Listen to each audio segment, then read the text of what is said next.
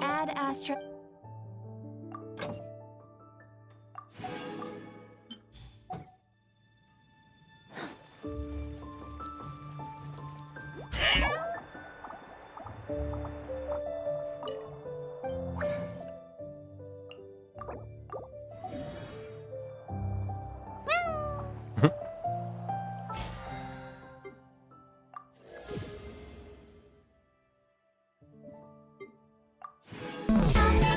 Holy. What a big cheese. Thank you so much, man. 31 whole motherfucking months. That's crazy.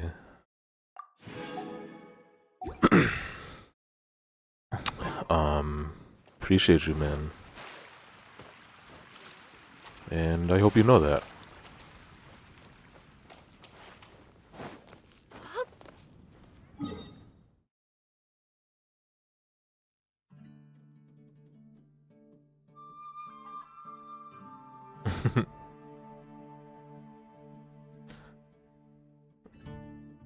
Yeah, and the first. Genshin streams are your best opportunity. No one fucking comes.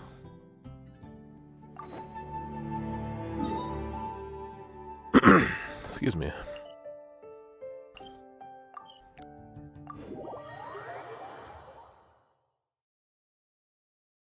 How you doing, man?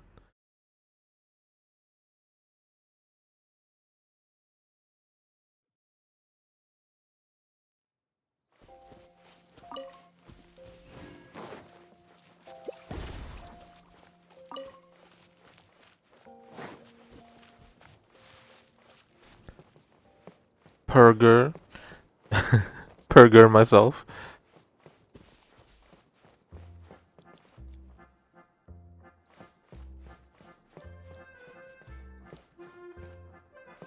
Just looking forward to winding down with some super jolly Genshin Impact. The music already is cheering me the fuck up.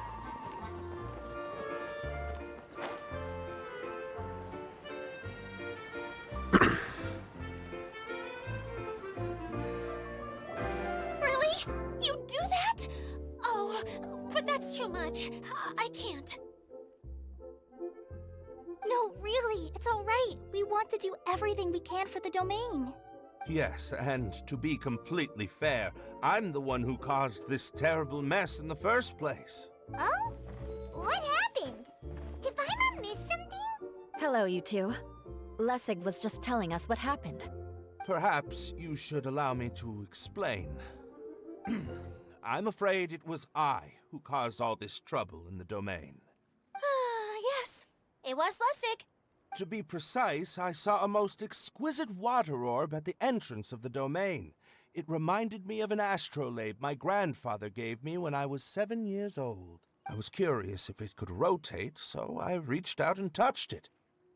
Little did I know that it was the core of this entire domain. What I mean to say is, I knew something was wrong as soon as the whole place started flipping. It's not just your fault. I failed in my responsibilities as the caretaker here. Oh, I knew I should have put the core somewhere more secure. Oh, you mean the big ball of water at the entrance? Yes, that's the one. Anyway, after giving it some thought, Lessig has offered to perform some more repairs and maintenance to help support the domain. But we were concerned he wouldn't be able to handle it all alone, so Eula and I will also stay here to lend him a hand. But don't be mistaken. I'm not doing this out of the kindness of my heart like Kale. My job is purely to monitor and ensure that Lessig doesn't cause any more trouble here. Oh, sure. I don't think anyone's buying that anymore, Eula. Though I do remember that Amber mentioned we should just nod and agree when you act like this.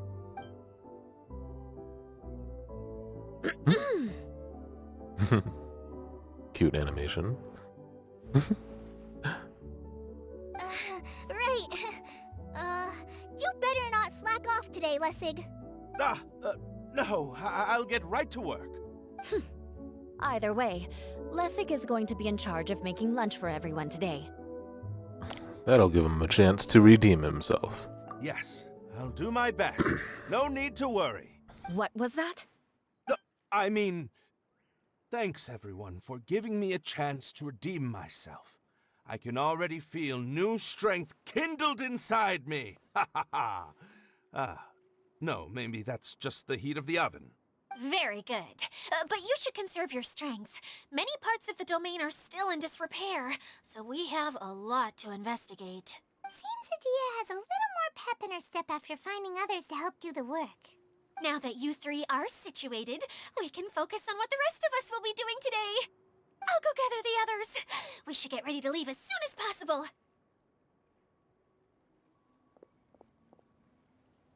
And there she goes. At least she seems to be happy. Maybe this is how it feels to be in charge.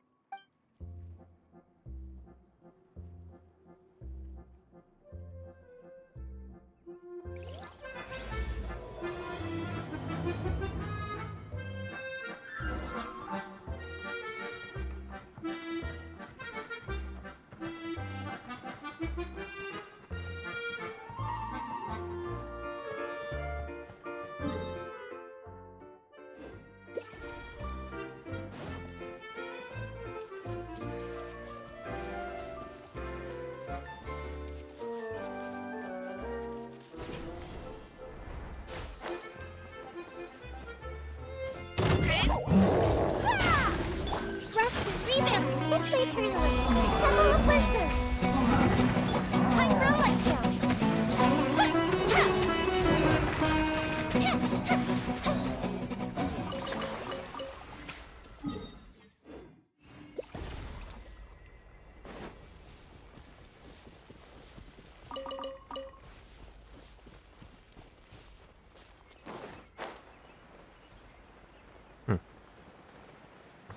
Oh, this area was locked down last time. That's why I never got this.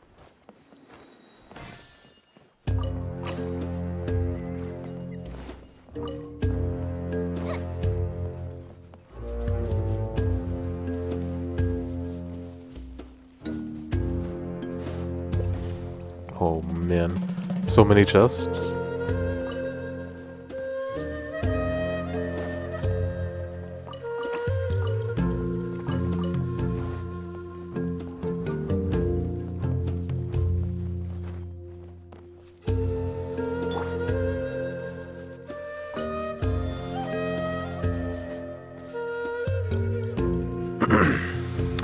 What up, Hank? Alright.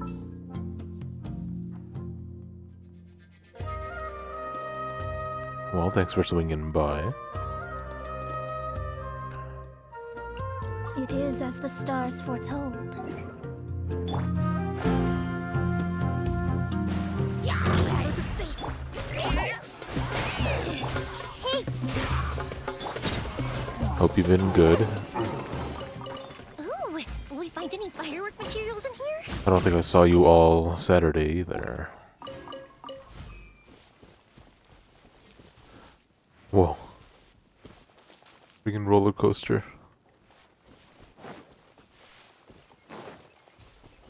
Wait.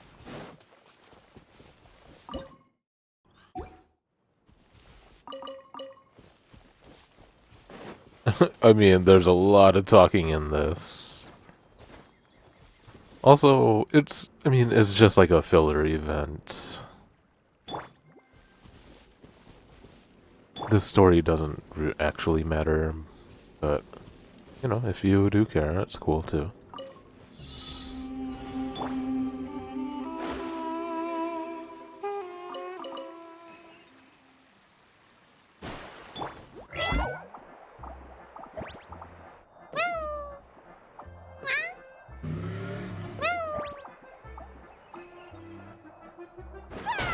Oh shit, there's more? Fuck.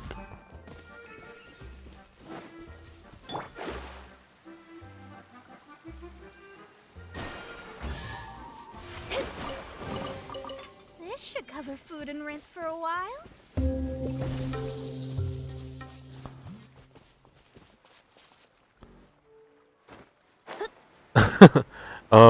A lot of them were Kirara, yeah. That's a fun game, huh? Try to guess who I have out just from audio.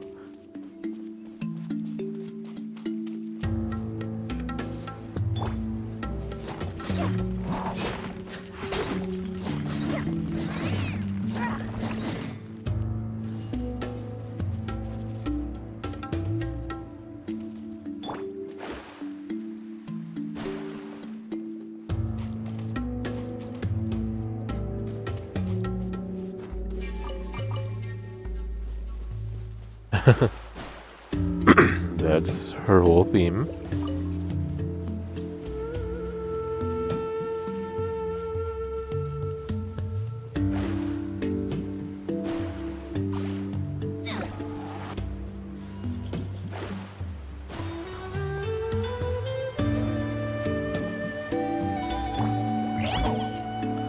Oh, but I'm happy to hear you're getting back in.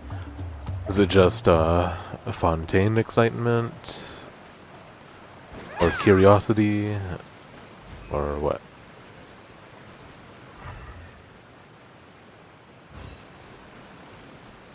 Or just randomly felt like it?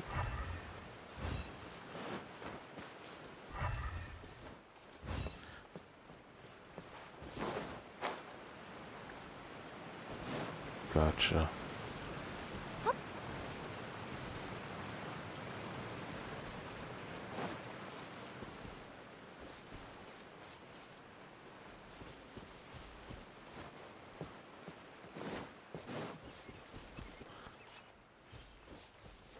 Yeah, might as well.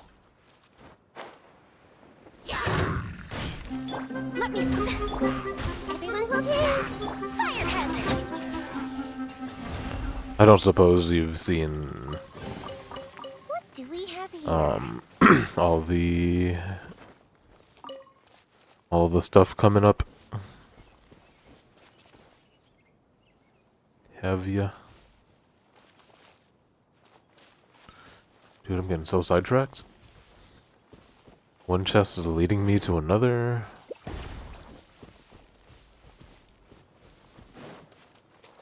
Dang, 30? That's really good.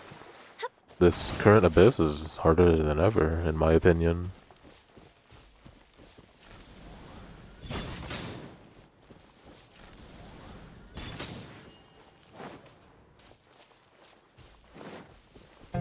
Hey.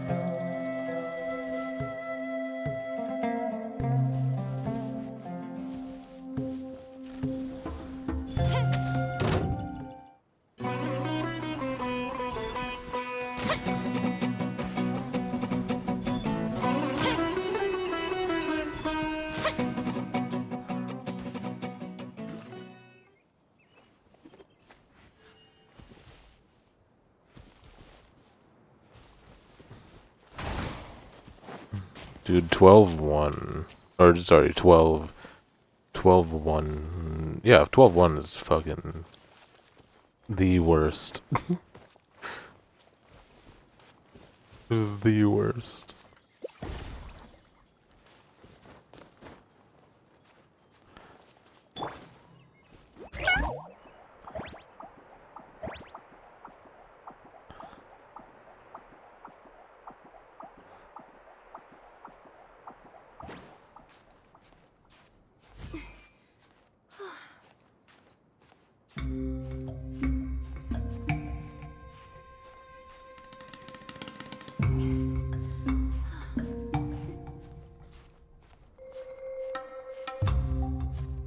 Well, I just meant the second half, but yeah.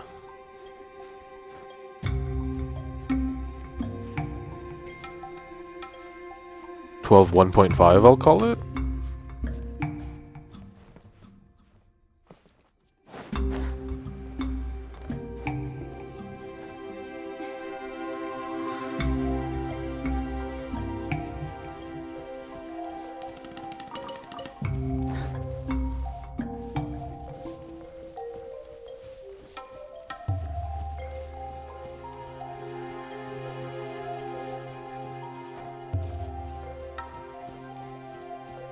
Dang, man, everything is locked. This is whack.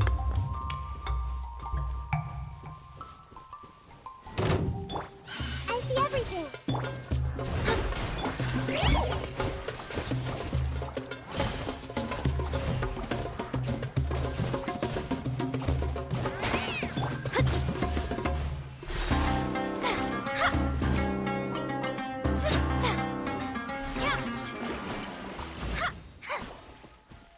The previous?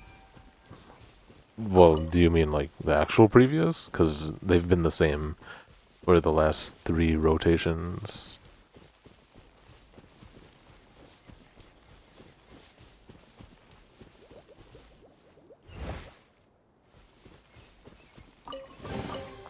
We could do with some more fortune.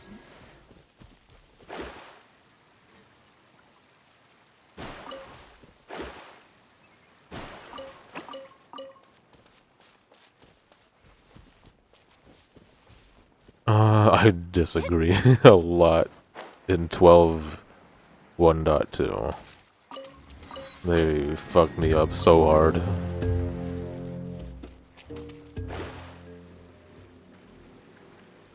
But that's just me.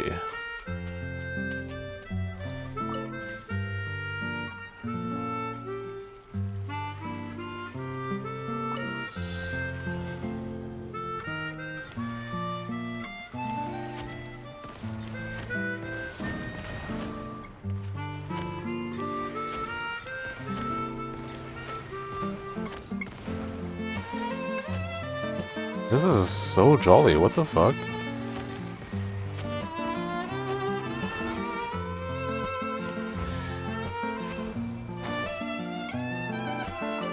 I don't even want to enter combat right now, I'm gonna avoid the enemies.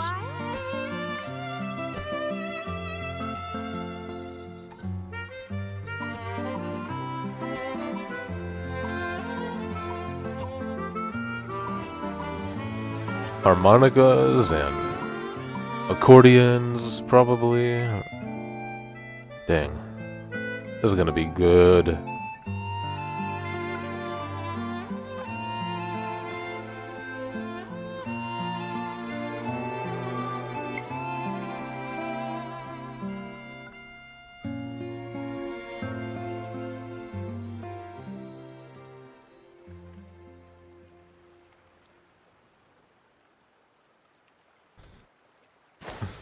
Yeah. The rest of it is easy. It's literally Shadows of fate. 12 1.2. This is what I struggled on. And by that, I mean struggling to, you know, max star. Make yourselves at home. If I was okay with getting anything other than max stars, Let me see. It's written in the stars.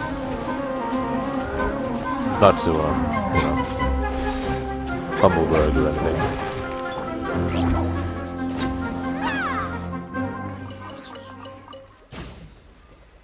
Can you tell who else is in my party?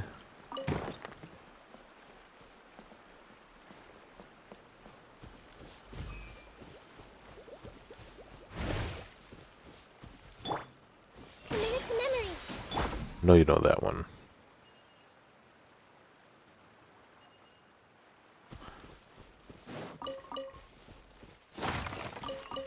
Dang. What did you hear from Mona? How did you know?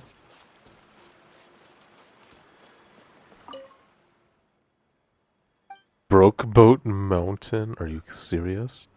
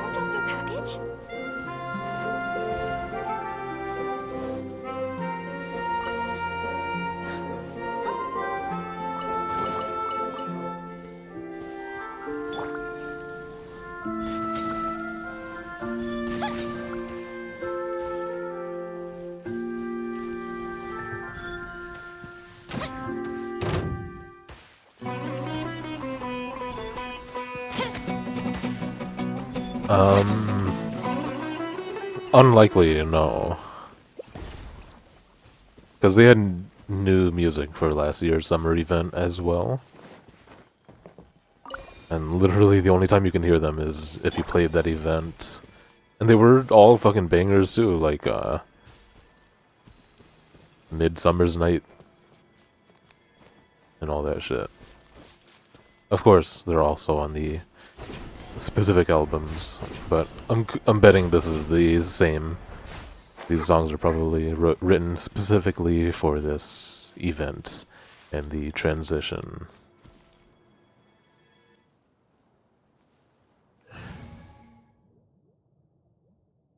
And I might just be completely wrong.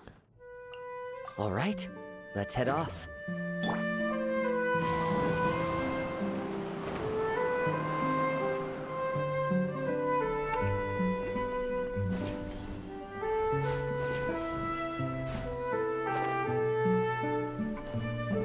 So have you started this event?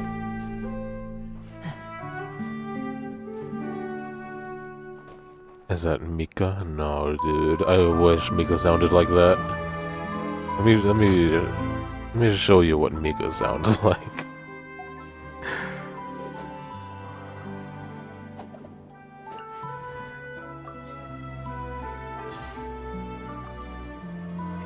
Mika, frontline land surveyor, Knights of Favonius Reconnaissance Company, reporting in. It's an honor to fight alongside you. If there's anything I can do to support you, just let me know, and I'll get to it right away. Anyway, I'll make every effort to navigate us safely. Oh, what's your... Shut the fuck up.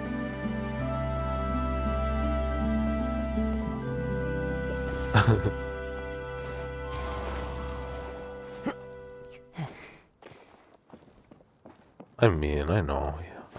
Mika's cool. Just not a fan of his voice.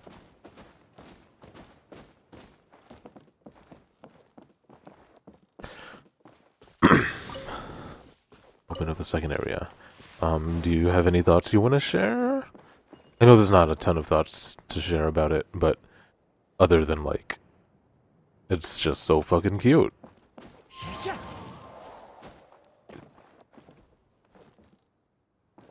And the fucking train, dude?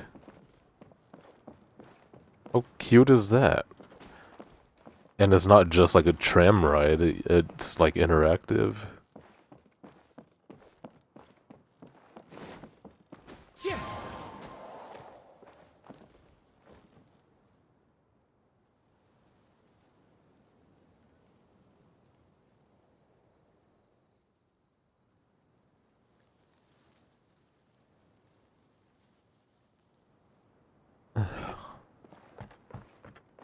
I feel like you can constantly feel the love that goes into this game.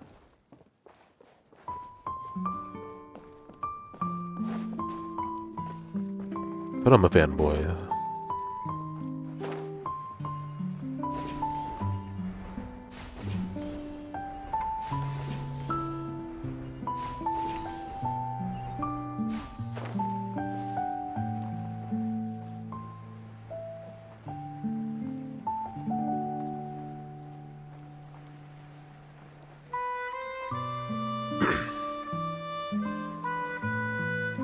Where are we going now?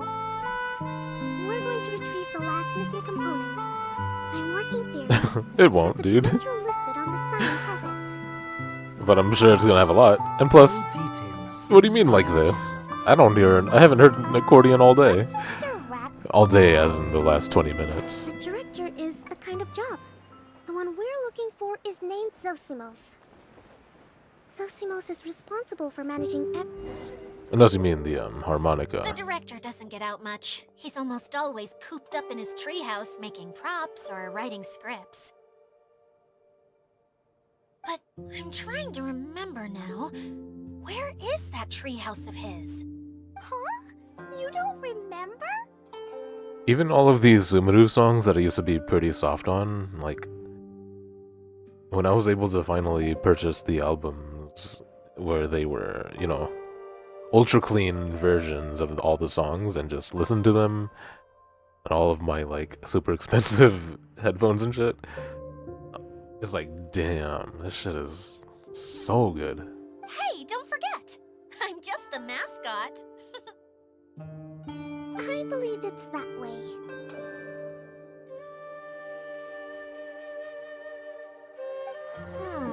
Though he might prefer to be alone, given he often has to move stage props, I suspect that he lives near the theater.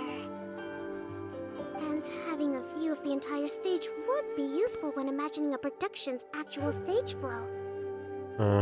Maybe I just haven't paid enough attention. So if I were him, I'd probably pick a treehouse over there. But how do you know which direction the theater is in? Simple. The overall layout and decorations look more exciting in that direction. Oh, good point! Why didn't I think of that?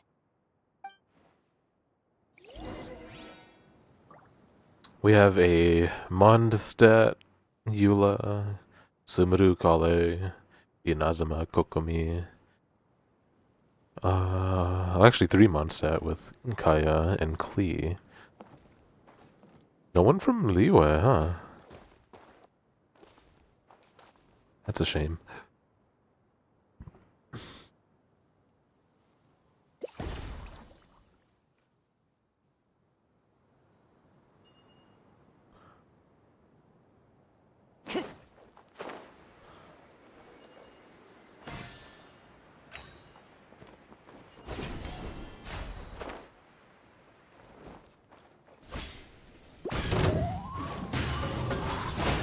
Shadows of fate!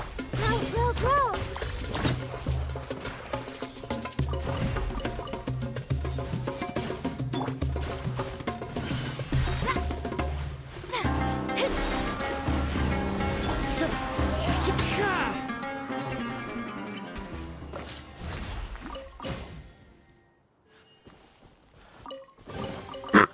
Faithful offering. What do you mean by that? What is very emblematic of Fontaine? I still get extreme Sumeru vibes here.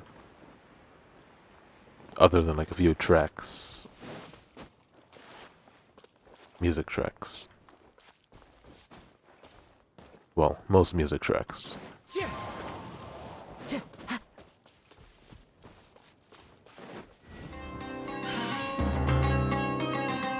Time to go.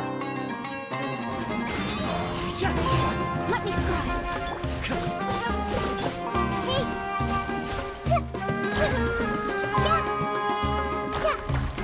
And I am just asking. I'm curious what you mean.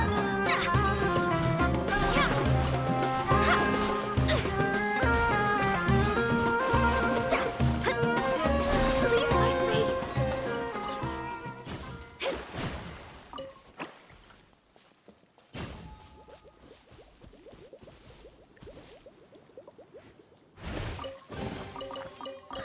Finding treasure is pretty exhilarating.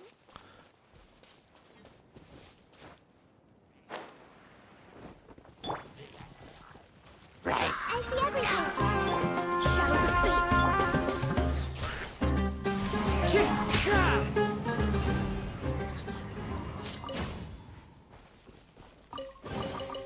A fateful offering.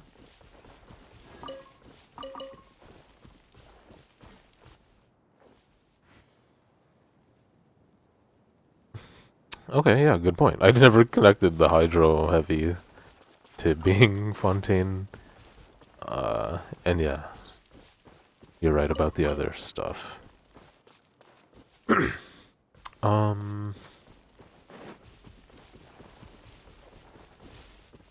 Have you been like collecting all the hydro guys? It reminds me very much of Koroks. Even though I don't play Zelda, I just get that vibe of like seeing a little thing, doing a little thing, and getting virtually no reward. And they're fucking everywhere.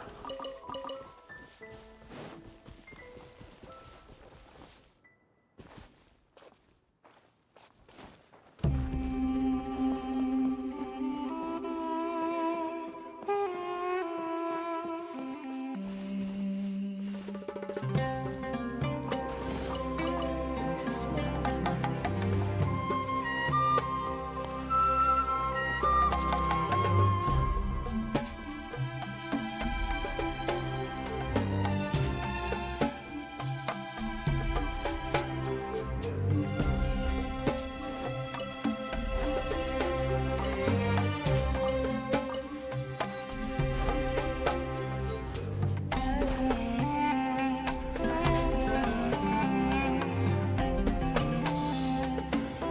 Yeah, okay, fair enough. I wouldn't say they annoy me.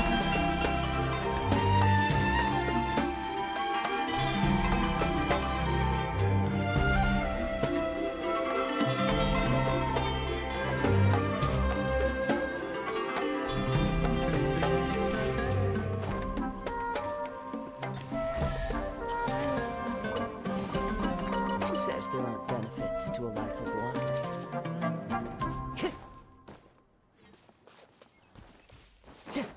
Oh, I didn't know they did inventory increase.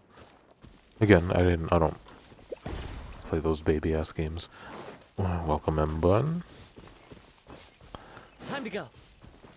Just kidding, by the way. I love to hate, but goddamn do I love some Nintendo titles. Like how Xenoblade is like one of my favorite JRPGs franchises now. Pikmin is awesome.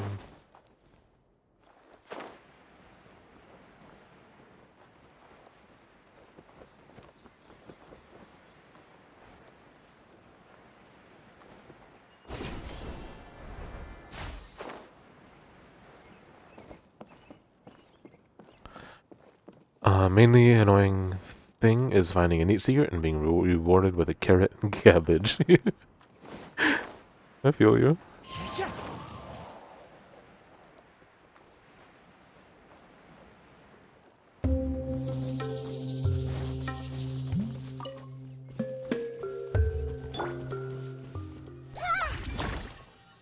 Did you?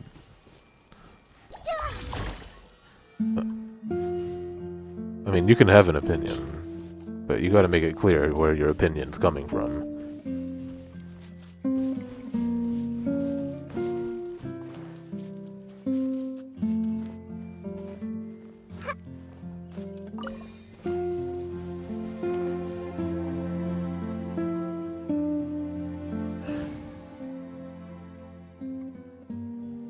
By finish FF16, you mean finish watching a playthrough.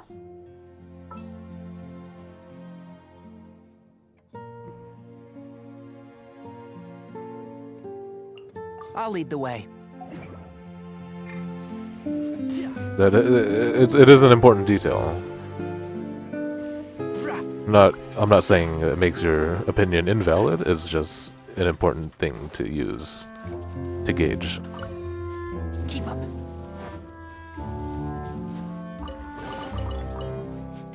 To clarify. Looks like something good is inside.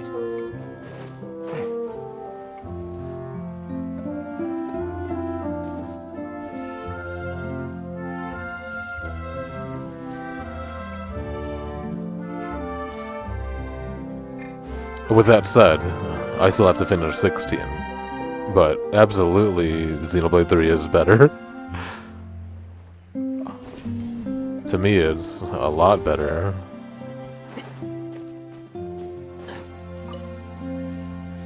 The menuing is absurd. Getting every party member to at least class level 10 for all classes was a chore and a half.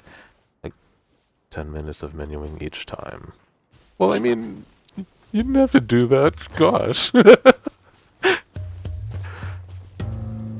Also, welcome, Diggs. Hope you had a good day.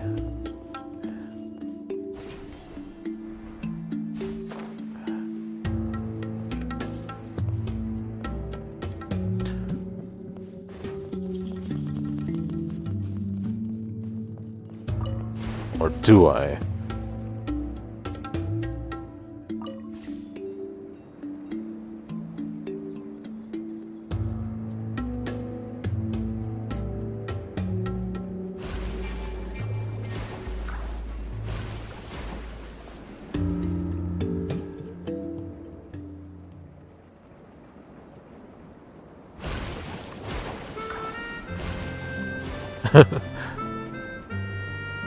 That's cool, man. And let me tell you, there's virtually zero menuing in 16. Almost zero.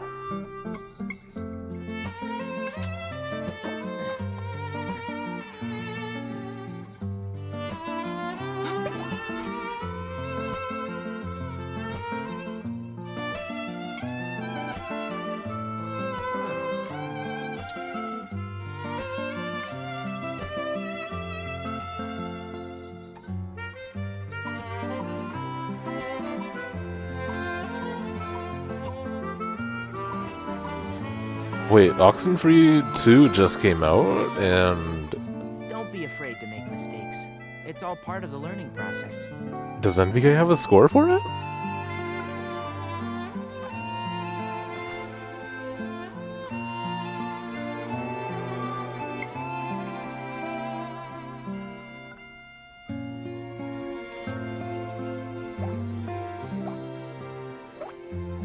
Oh, yeah, that's true. Well, the game is quite complex in that regard, I guess. Other games don't suffer that issue because they don't even give you the possibility of doing all that cool shit. So I'm a Xenoblade fanboy now, so I'm gonna defend it.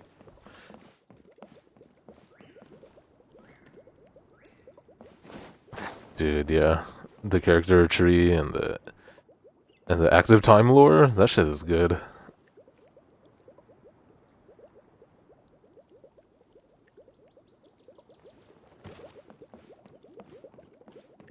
Hey, open up.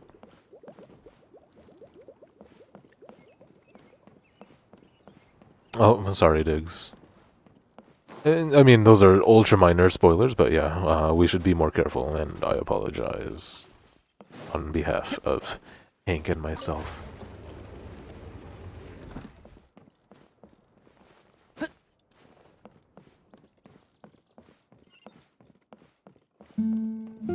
Speaking of spoilers, Hank, I think there's about to be a bunch of dialogue, so if you care, you know,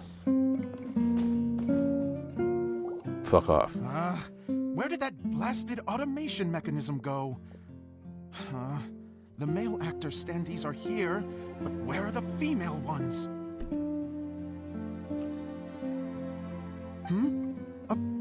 Who's that? Idea? Yes, Sosimos! 'Tis I, Idea! How's that for a dramatic entrance? This is a surprise. I was sure you'd be...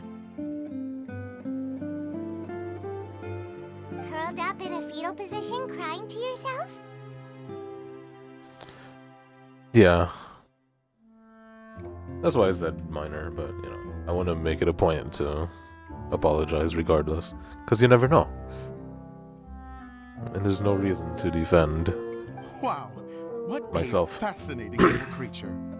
Did you just read my mind?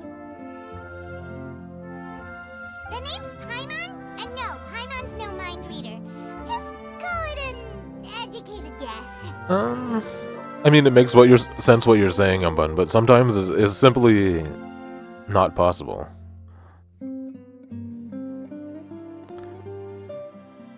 Because I got to learn about a lot of extra side and minor characters from the character tree in 16.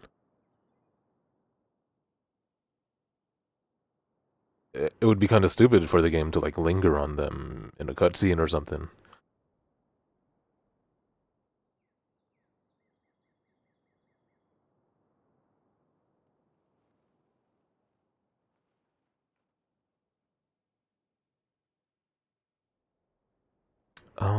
Man, fucking Xenoblade 3 is so good, and the final DLC. Ugh. I had so much dang fun with that. And that was when I got my impossible jump sound effects 10 times in a row. Never forget.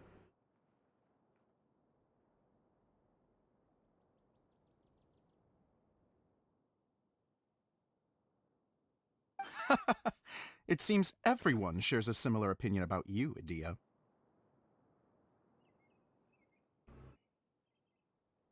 I knew from the start that a managerial role wasn't for me. But I found my true calling now. As a mascot! Mascot? Is that a new role? I don't remember casting you for that. Okay, enough about me. I'm just here to introduce you to some new friends of mine. And that's why we came to see you. Well, do you have the component that fell out of the central hub? I don't remember. Did I complain a lot during gacha pulls in 2?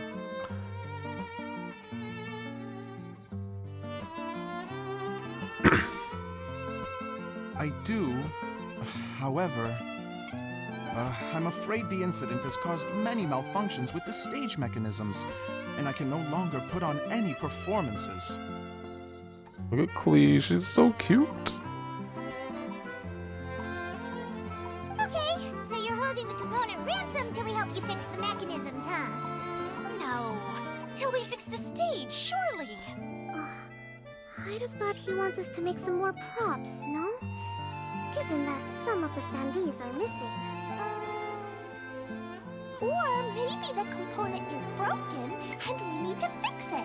You're all forgetting that the majority of his work involves writing scripts. I'll wager that he wants us to edit them. What has gotten into you all? What sort of person do you take me for, The component is safe and sound. I can give it to you now if you'd like. Although I was hoping that maybe you might be willing to help rescue my show? You're a big group. I have lots of roles to fill. It would really speed up the casting. A show? I'm guessing Skell is like Fun! the mech or whatever. I want to help. Can we? Also, truth be told, I've hit a bit of a roadblock in my script and was just thinking about how to move the story forward. And then you all showed up. Suddenly, I got my muse back. I don't know how to explain it, but something about seeing all of you finally helped me figure out how to continue my script. Huh? You mean that story you've been stuck on forever? Are you serious? You really think you can finish it now? Yes, really. Just give me a little time, and I'll write it all up. In the meantime, I'll leave things to you, Adia. Whoa! And he's off to write the script! Zosimos has always wanted to write an epic story about a thief and a mage. Apparently, he got the idea from some rumors that were swirling around, but he only got as far as writing the intro before writer's block set in. Why don't you all take some time for yourselves while I see what I can do? We'll reconvene after the director finishes his script. Probably with the help of Torna. Because Torna was also just fucking incredible.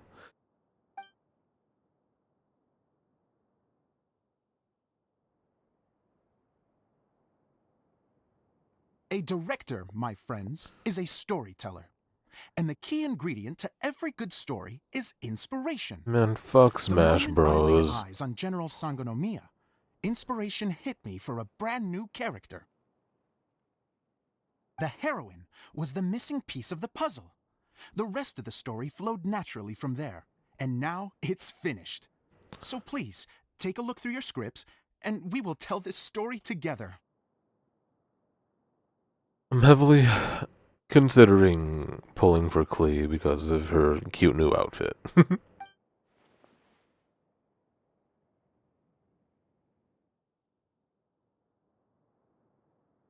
Well, is everything clear? Director Zosimos, how do you pronounce this word? Let me see.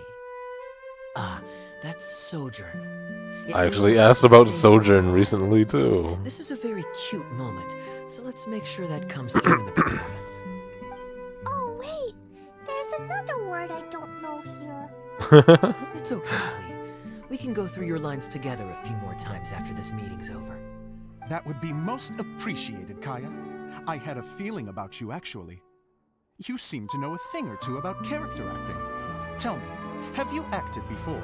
Uh-oh. You're too kind. It's all in the script, really. It just rolls off the tongue. Oh, you think so? Well, you definitely have a knack for it.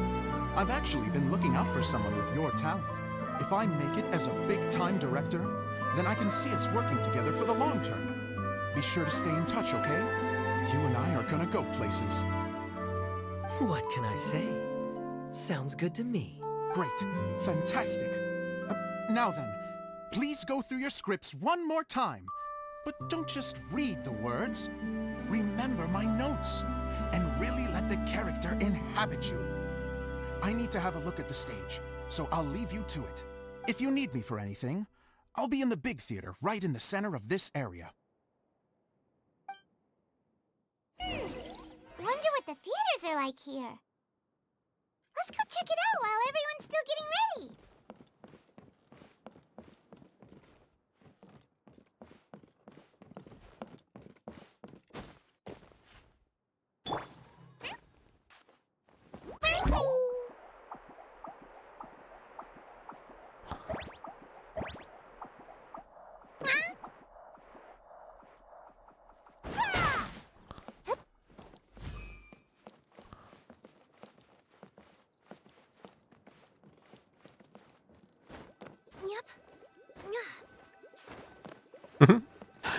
Yep. Yeah. Wow, I've never seen half the stuff in here The cat before. noises.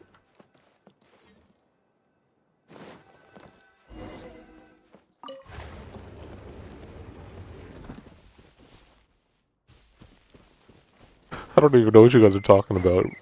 But that last sentence is really funny. What the?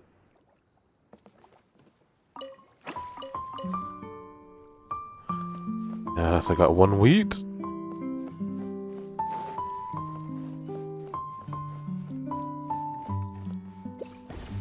Holy.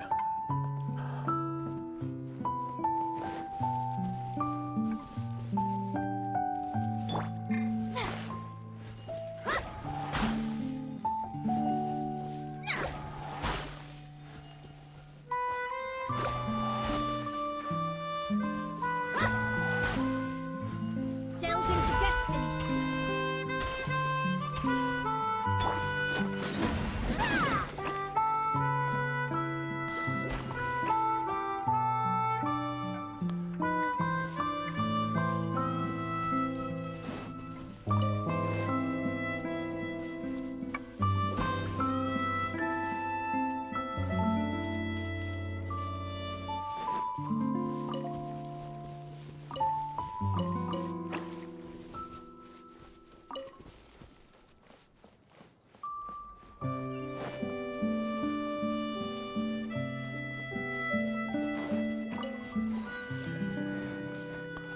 How does he do it?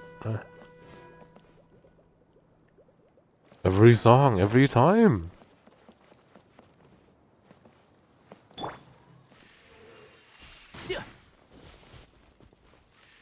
Yeah. Fuck.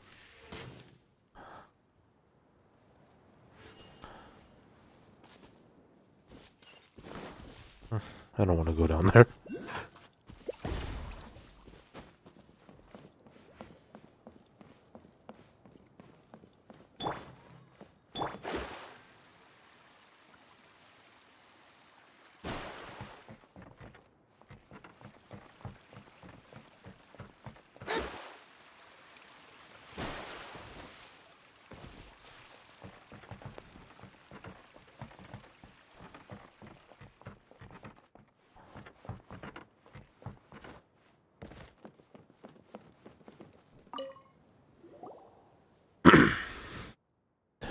Yeah, seriously, Hank.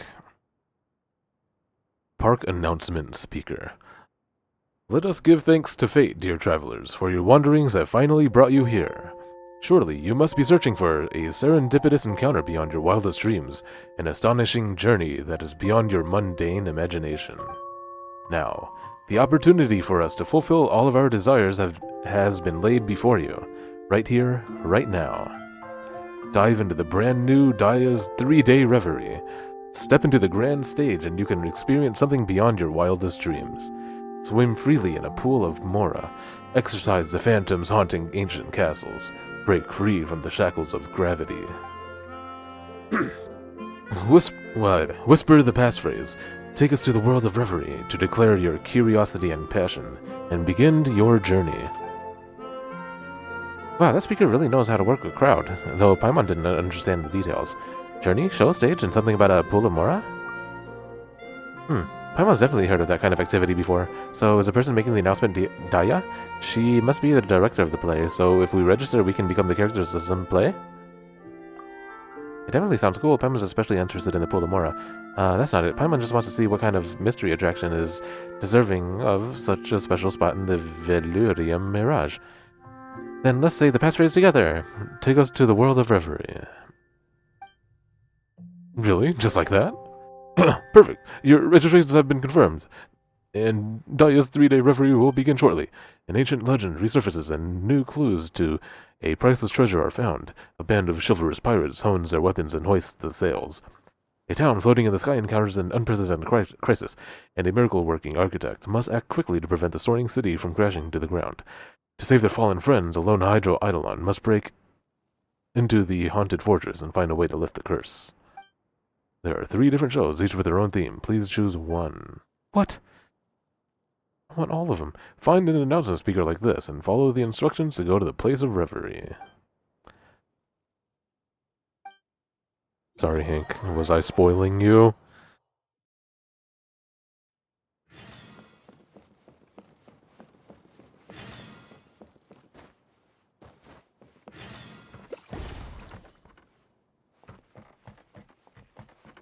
Excuse me.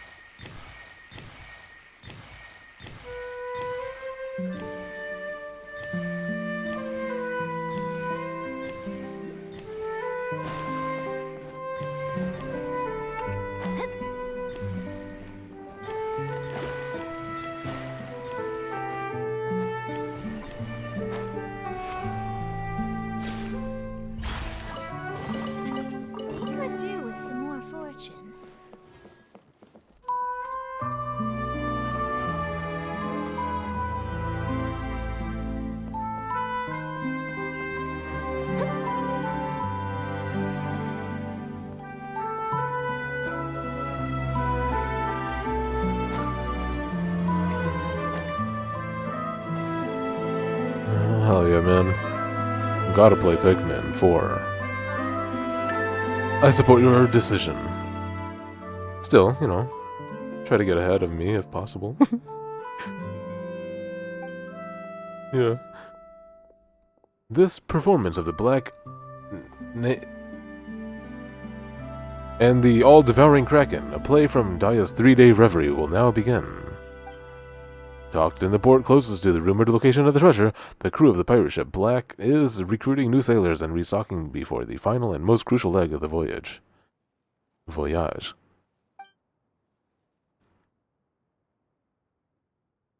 Oh, your progress carries over from the demo?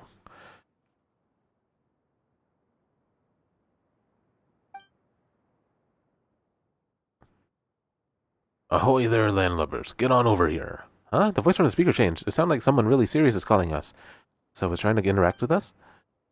Who else would I be talking to? You're the best out of the sorry bunch of scallywags. We can set sail without you. I'm the chief mate of the Black. You'll be working with me on this voyage, savvy? Perk up, sailors. This is your first day on the deck, and your quartermaster will be sure to... You get the best preserved meat cream, hardtack, and dandelion wine. A chief mate appears to greet the raw recruits, dressed in ragged clothes and swaddled in bandages. It's obvious that he has just survived a fierce fight. Looking around, you see most of the sailors are seriously wounded. However, they are in high spirits, showing no signs of fear or being discouraged. The sailors gather around you, applauding the newcomers and offering welcoming gifts and food. Oh, so the speakers also provide detailed narration of the scenes, like the scene just now. We were just welcomed on board the Black Knacker. So, shall we play along? Thank you, everyone. We haven't had the preserved meat or hardtack here yet, but they must be tasty. Otherwise, this could be quite immersive. Yeah, the attraction is called 3-Day Reverie, so are we just supposed to rely on our own powers of daydreaming? Though it probably does save a lot on cost. Building a real pirate ship, actually being able to sail anywhere in any moment's notice, that must be expensive. But still, only having narrators too far. We can only imagine so much. We'll have to try. Alright, Paimon will give it a try. As the noise dies down, a powerful-looking man appears on the bridge.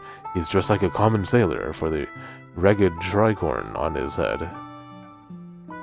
Oh, save for the ragged tricorn on his head. His left hand is missing, replaced by a rusty hook. Attention on deck. Captain Will's arrived. The time is now, me hearties. Get to your positions, double-check your weapons and our supplies, and prepare the ship. Get ready to weigh anchor. Oh, the captain's here. He sounds so calm and reliable. The treasure isn't far now, lads. The final leg of the voyage is by far the most important. Our wounded comrades, drowned supplies, lost tuskbirds, and even casks of rum we scrimped and saved for. The price we paid will not have been in vain. As long as we find the legendary treasure, we can appease the Kraken before the deadline. Never again must we seek dishonest merchants to plunder for pocket change. So give it your all, you scurvy sea dogs. Do it so our town may know peace, and our friends and family need no longer fear tyranny and toil. Full speed ahead. Treasure! Full speed ahead for peace! Having welcomed powerful new recruits aboard, the Black N prepares to weigh anchor and set sail for the treasure. I think there's no way for me to say that. Oh, the speaker really set the scene. The goal of these pirates is really different from what Paimon imagined. Paimon's curious what happens next. The speaker said we can ride the choo-choo cart to continue to play. Paimon likes this place. Anchor's away is that...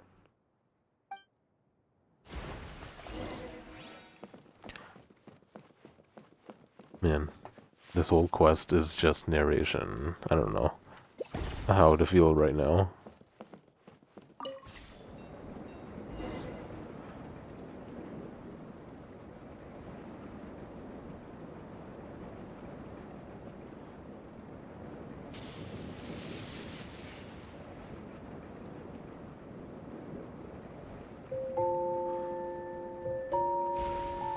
As they sought the treasure, the Black rushed into dangerous waters. Thick fog filled the air, and rolling waves hit the hull relentlessly, causing the ship to shake violently. Terrifying lightning struck frequently, barely missing the mast and sail. The lookout at the top of the mast could see nothing from the crow's nest, and even the compass failed, and perhaps they were hearing things, but the crew felt they could hear the cry of a dusk bird. The choo-choo cart is shaking so much it really feels like we're sailing on a ship. Paimon's getting dizzy.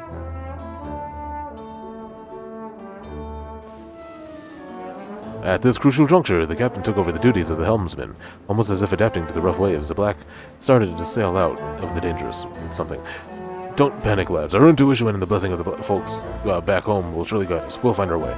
Well, then why are there so many shipwrecks all around us? Feels like we've gotten ourselves into danger again. Be vigilant. These are only those who found the treasure. We've got sea monster minions coming this way. That means something...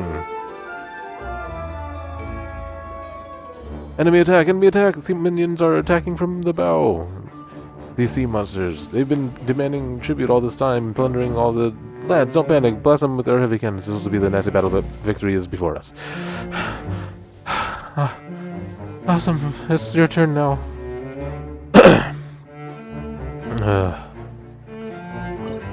Oh, sick. Hey-ya!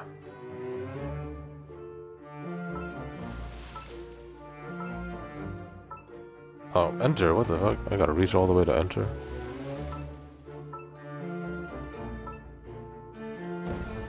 Oh, this is a baby shot.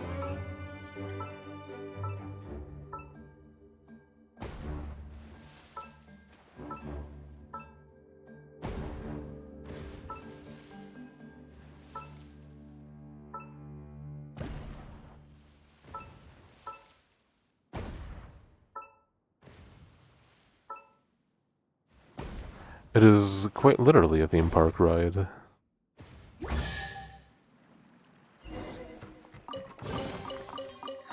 Finding treasure is pretty Also, it exhilarating. totally sped up if you didn't notice.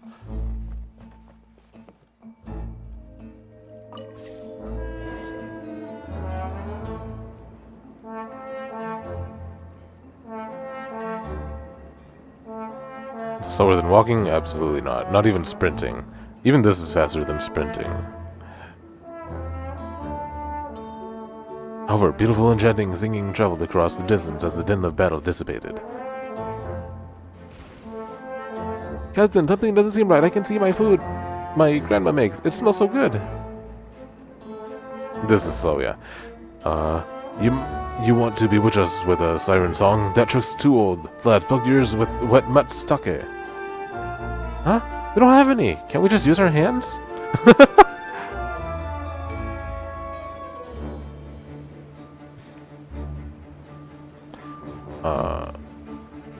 On guard and be heartless. Grab onto something so you don't get thrown overboard. Oh, wait a minute. Why are there cliffs in the ocean? The treasure is hidden in a dangerous spot. Another cool song. Literally just to convey, like, a story that's purely being narrated. Another cliff. Maintain brace. Two cliffs in a row. We'd surely have been thrown off if we were on a real ship. Even if sailors survived the impact, the boat would be smashed.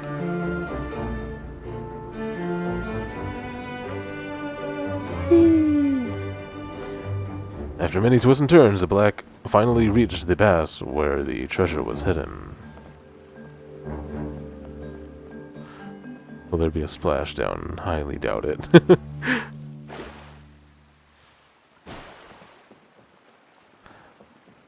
Man, hopefully they do, like, upgrade water physics and interactions when Fontaine drops.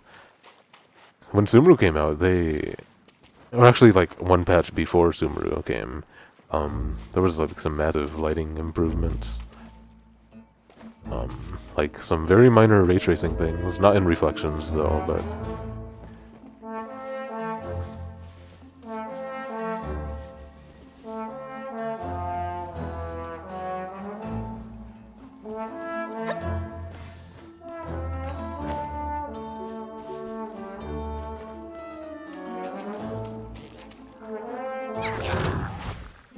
Let me scrap.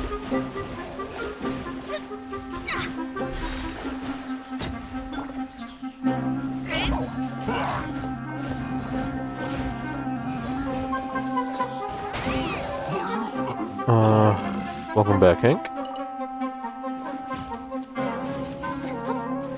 I'm doing a quest that's like 99% narration.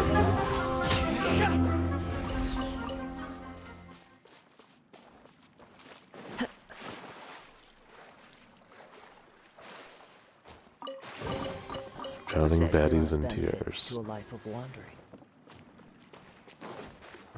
Yeah, I do that a lot in this as well.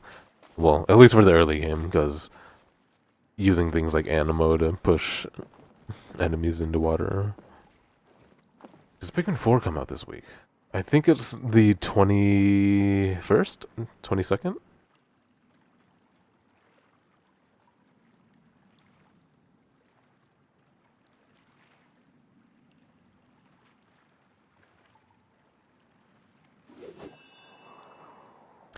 '21st.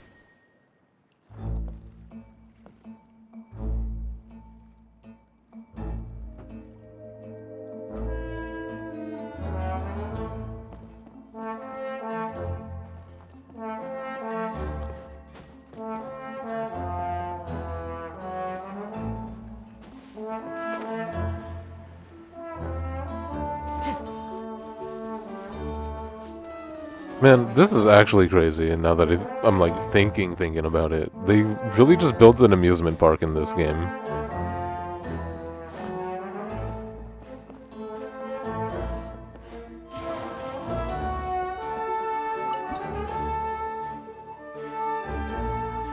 To everyone's surprise, another gang of pirates had been waiting here for them all this time.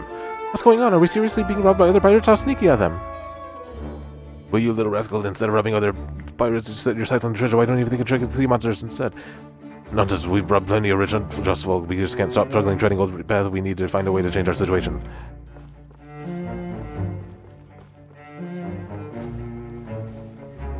Well, everyone loves Nier. So, yeah, it's a good thing then. You're right.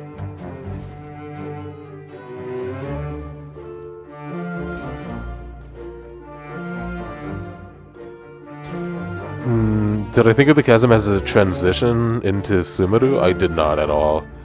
I didn't consider it one, but even it technically was because it was the border that connects the Liyue to Sumeru.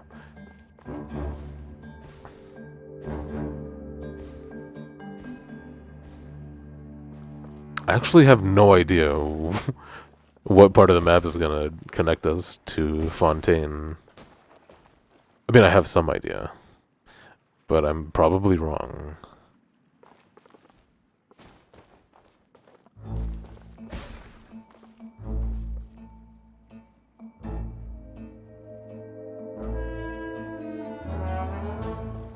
Yeah, this sucks. This sucks, I won't deny that. But, you know, I still think it's just awesome that they do all this dumb shit. Like, it's still extra programming.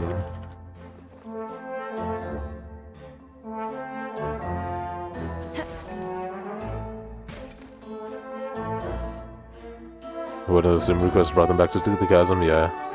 Very true. It was. I was just answering the question, like, I didn't see it that way at the time.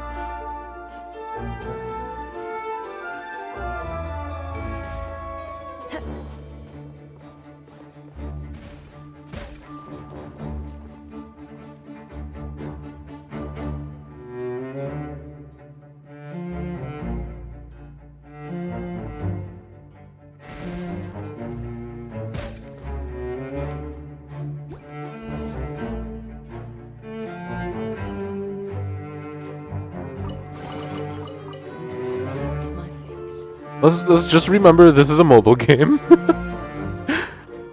to go. You know.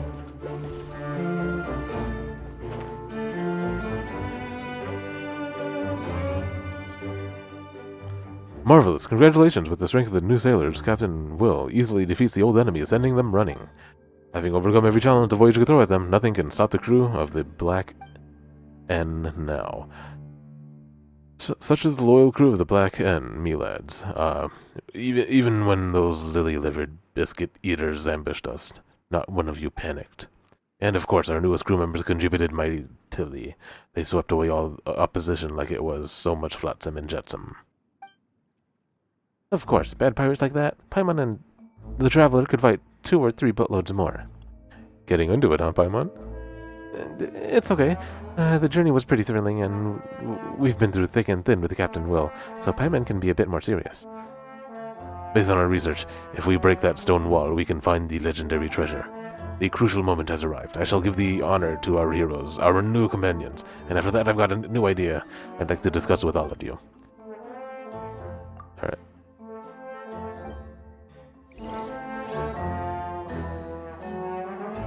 The goop turned out to be the same as the withering. Yeah, man. Again, totally connected. I just did not see it that way at the time while playing it.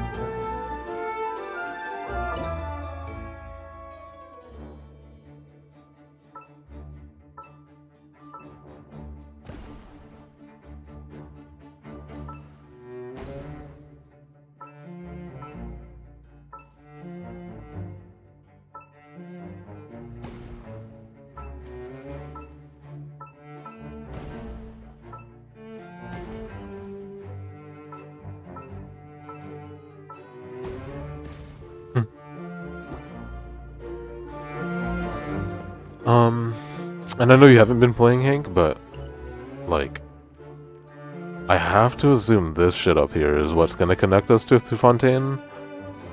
Because there's a huge fucking lake that goes nowhere. Like, it's seriously gigantic. But, from what we know, like, Fontaine actually connects to Liyue. Is the next patch definitely 4.0? Yes, it is. We know the character's coming.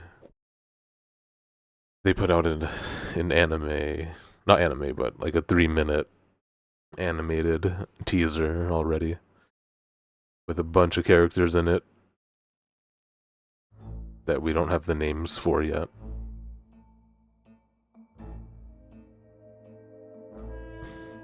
what's the terrain gonna be like? I don't know. I have no idea.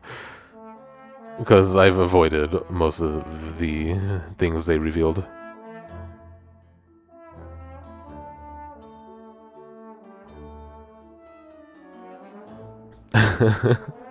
Well, she's not going to be in 4.0, I'll tell you that much. But they also officially revealed her. I guess they didn't technically say that she's the Archon in the animated video, but we know.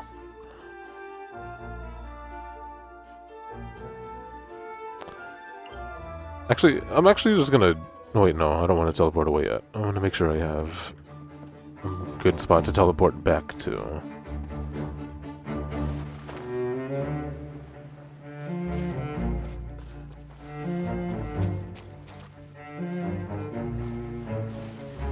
What's that glowing thing? Wait, how did I get here? Where's my boat?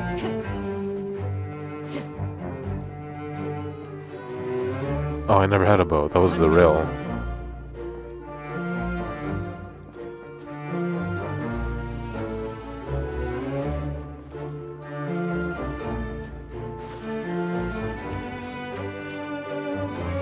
What do you mean you don't like Fontaine's vibes?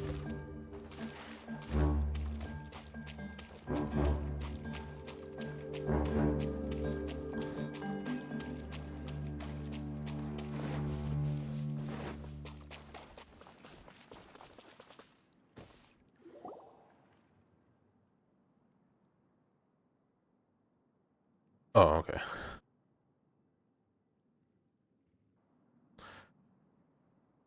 Well, I mean...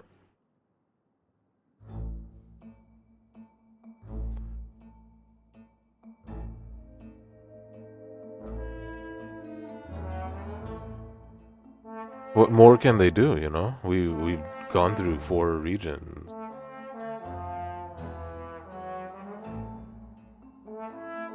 I mean, obviously they can do other things, but... I don't think it's going to be overwhelmingly steampunky, personally. I think they're still going to like, adhere to the world.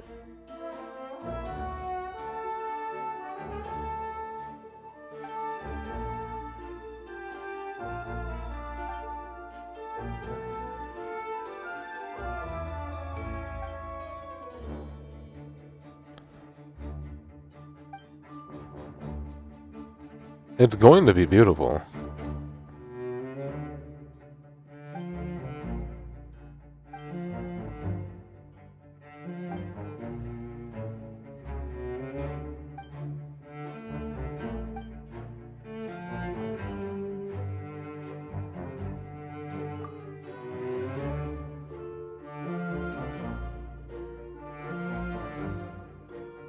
They're adding underwater swimming.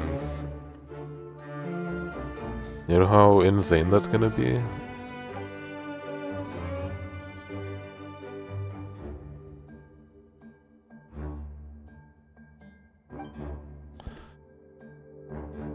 I don't know if the cities are gonna be anything like Alticia from Final Fantasy 15, but if they're anything like that, I'm super in. Fucking love that place.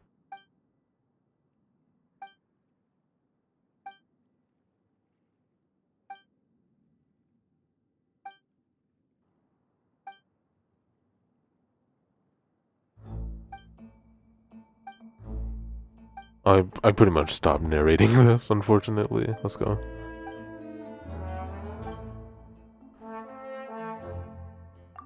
A mall? What do you mean? Like a shopping center?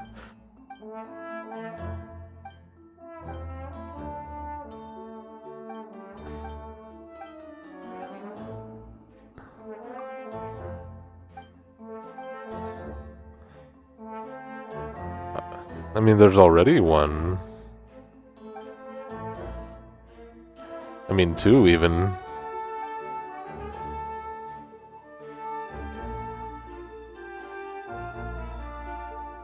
Three. Every city has one.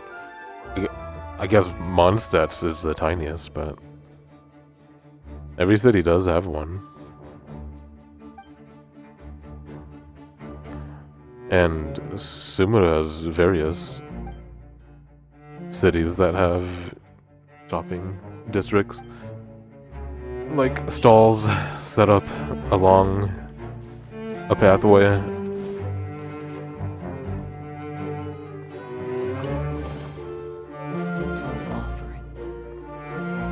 Oh, nice.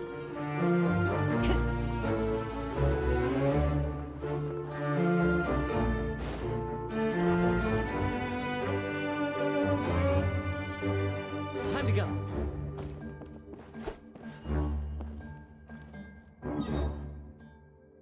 Wait, I really have to go all the way back? Okay, now's my time.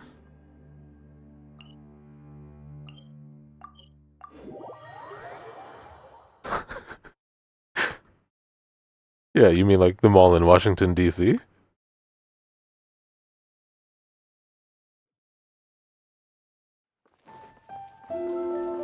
I mean, what would you consider this?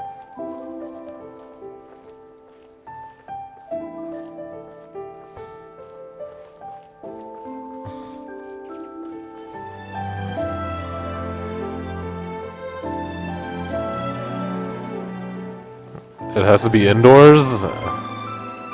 What a big V.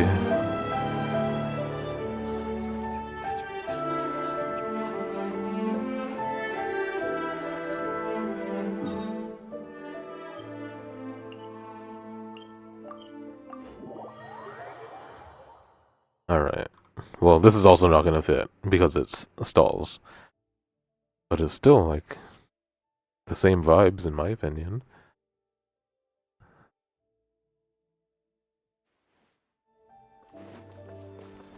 Big cheese.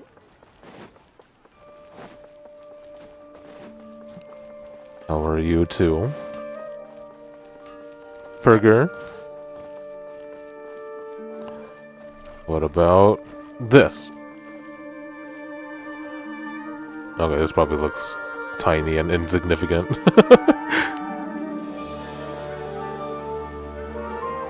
There's literally 4 shops.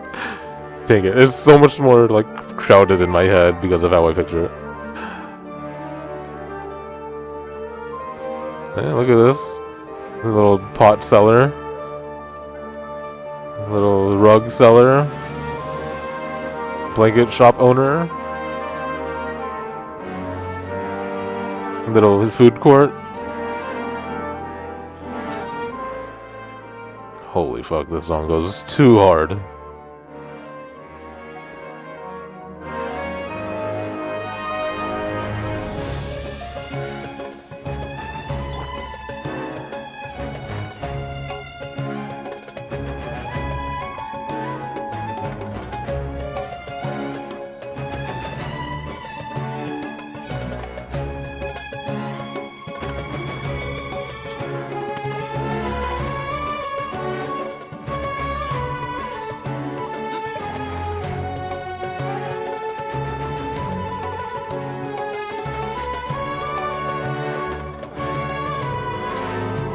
Hank, are you still audio only? Can I show you the latest desert area?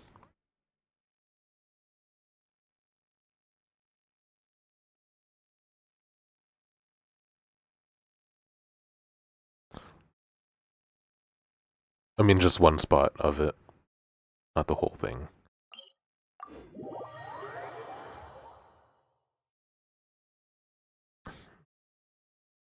Haven't you guys played The Division? Come on. You guys played San Andreas? So hot.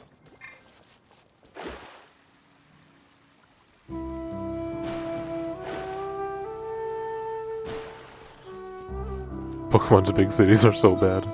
Come on, man. Why am I so forgiving compared to everyone? Alright, see, look at this northwestern part of the desert. Huge fucking bay. And, like, some kind of sea. This has to be our way to Fontaine, right? Why did they put this here?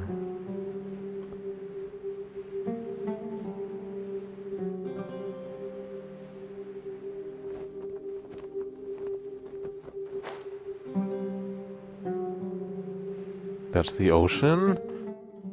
But look! This is the ocean!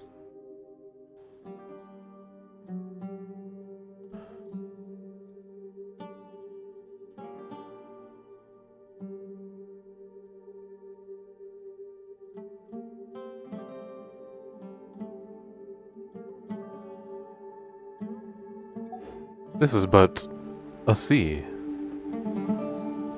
You can see land.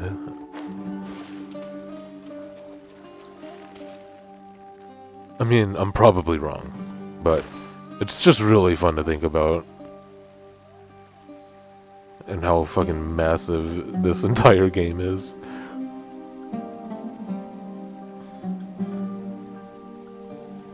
Like, truly seamless massive, too. You can walk from one side to the other. But yeah, exciting stuff, man.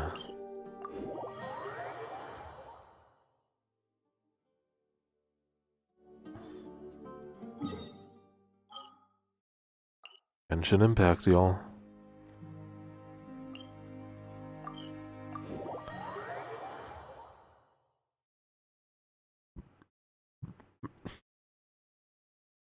I do wish the main city of Inazuma and Sumeru were bigger, though.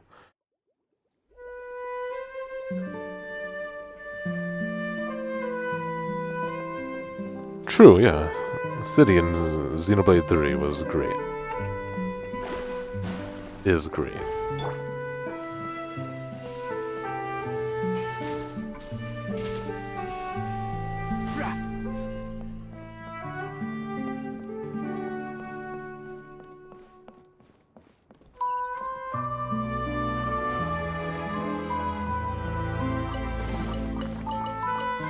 Smells like something good is inside. In fact, a lot of Xenoblade cities are great.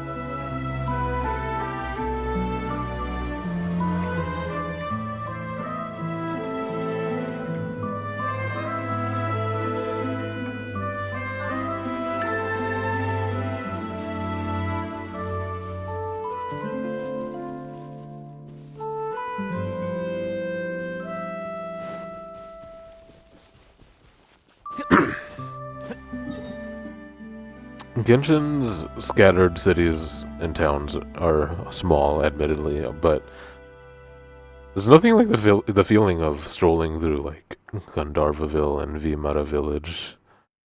Shit is good. And strolling up onto Port Ormos. Really good shit. Seeing Liyue Harbor from the distance, lighting up the water at night. Fuck. The farmlands of Chingsa Village? Sheesh. This shit is good. Fuck, man.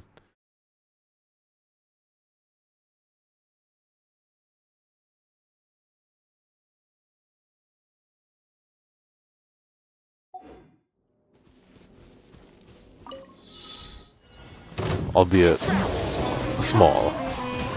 Delve into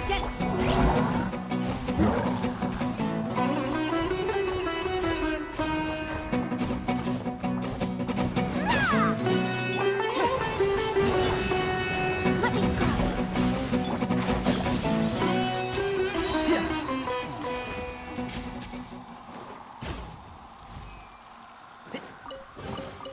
Why is there a chest here?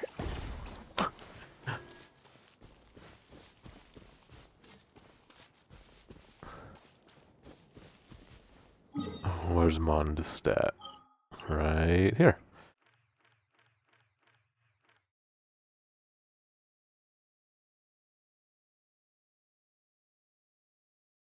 It is an island city in the middle of a cider lake.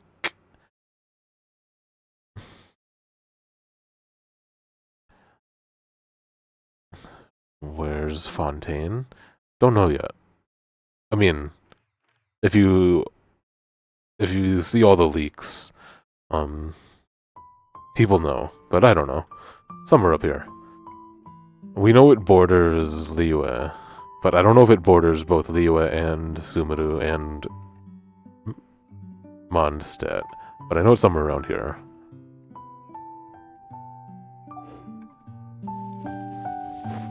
Dude, man, thank you guys so much for humoring me through all this. I know a lot of you guys don't play and don't give a fuck, but I'm so happy just to be talking Genshin Impact. Keep up. So, truly, like, thank you so much.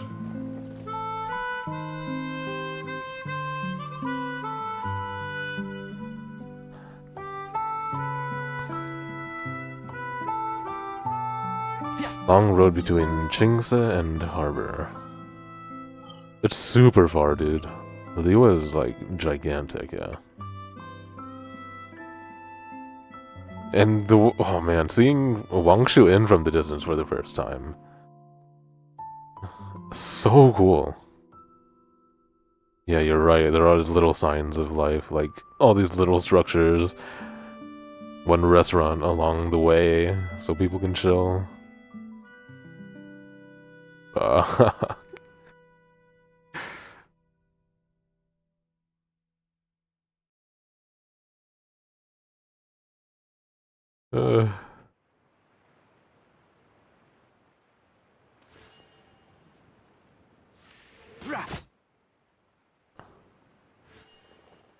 oh, what?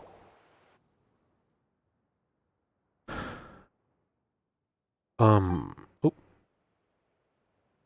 This performance of Petrifying Gaze, a play from on the edge of thick and eerie forest, two wise and learned sages happen upon an hydro eidolon wandering alone. Please help me. Someone help me. I don't want to abandon my friends. Water Droplet. Wait, did Water Droplet talk? It's actually the sound of the speaker. Oh, so this Water Droplet is actually a main character in this play and we have to act along with it? It is truly fortunate that these two wise sages have already researched the language of hydroeidolons in depth and can understand its plea for help.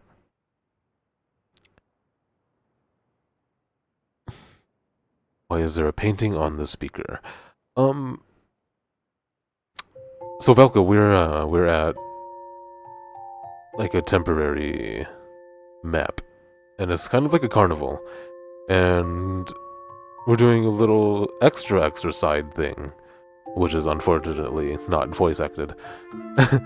And it's kind of like a role-playing thing where they teleport us to another world, except we're not teleporting to another world, we're just playing along with the narration, and the painting sitting there kind of helps paint the picture of what kind of world we're in. The setting. So it's part of the game. The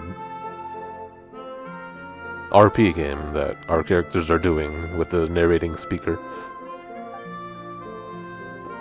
This must be a fated encounter, such a portentous meeting. Could you even entertain the notion of not assisting this Hydro Eidolon? Wow, we even have our own characters too? That's really cool. Let's get back on topic.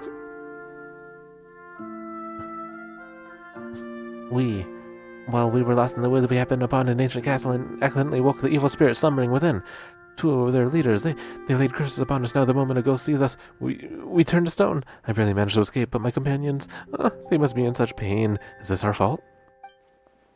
Of course not. Even if these ghosts got up in the wrong side of the bed, that's no excuse to be bullies. Those jerks turning lost water droplets into stone, that's not even worse than bullying. Those ghosts are all super bad guys. If we teach them a lesson, they won't soon forget. No, the two ghost leaders never show themselves, and the castle is vast. Even the strongest and most capable person can never find them. But I heard one of the ghosts say that deep within the castle is a chest, and that chest contains an ancient hex cleansing remedy. That is the only hope. The chest is locked inside a secret chamber, and you must first find the hidden key. But I've already been cursed, and if I go back alone, I'll certainly be seen by the ghost, and then I'll turn to stone and trap forever. That sounds easy. We'll escort you there, find the key, and get that remedy. As long as you avoid those guys, ghost gaze, you'll be fine, right? It'll be a walk in the park. That's right. You are both wise sages, and you must certainly know what to do. Please, I'm begging you. Okay. Hey, this sounds pretty straightforward. Even if we can't beat up the mastermind, taking down the ghost and saving the water droplet's companion should be a piece of cake for you, right? Come on, little water droplet. Let's go find that remedy, lift your curse, and save your friends. And village ruins almost all over the map, yeah. Kind of, hinting towards all the lore, like, the Archon War and shit. And how the city of Dust, dude, in Liyue is no longer there at all. I think somewhere around here in where's Saltaire? Terai. What a big D. Great Dane.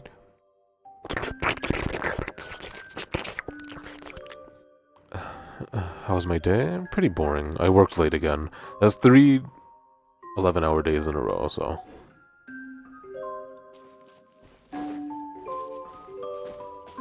A little grumpy, but I'll get over it.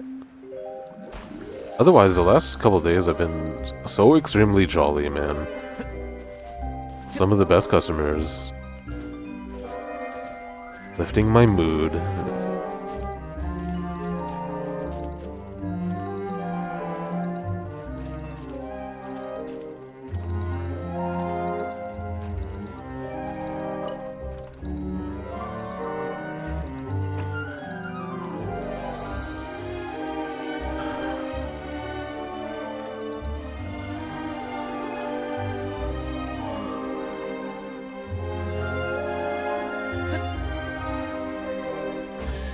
Yeah.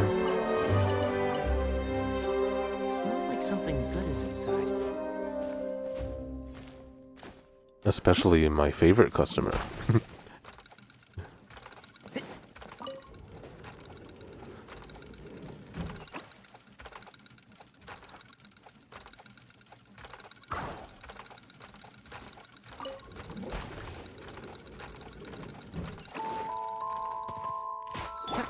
Wind strike.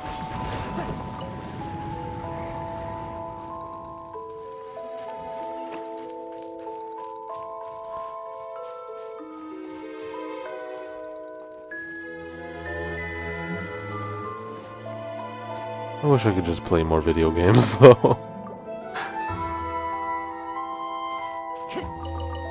Time to go.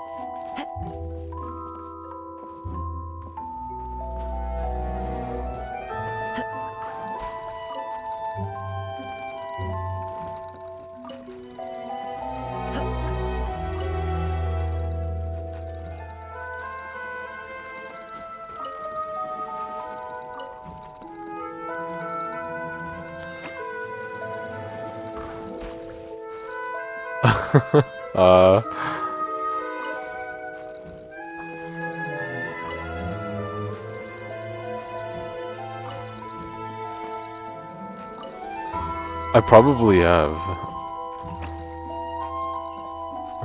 But I can't think of anything right now. Well, actually, yeah, a lot of... never mind.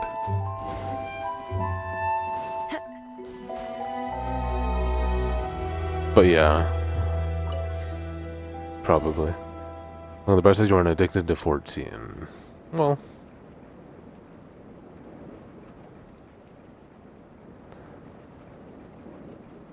It's probably really nice to have, you know, a team to work with in that.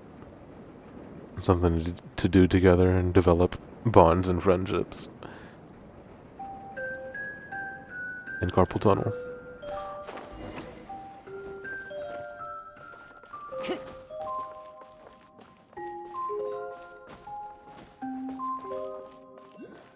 $14 is still subscription based, right?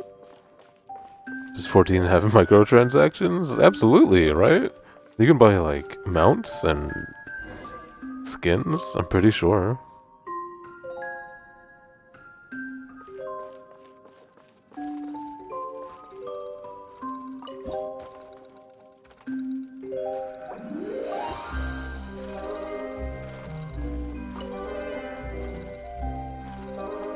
I mean, if I'm being honest.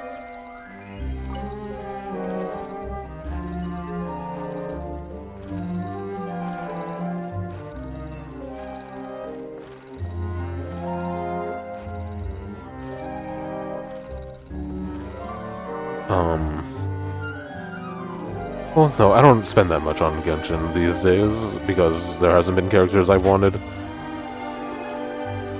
for, like, a really long time. Spooky Forest music? Dude. It's so loud right now, what the heck?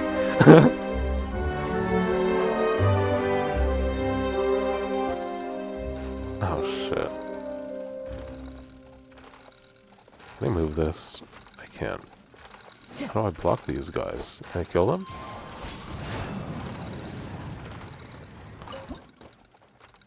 Speedrun? No?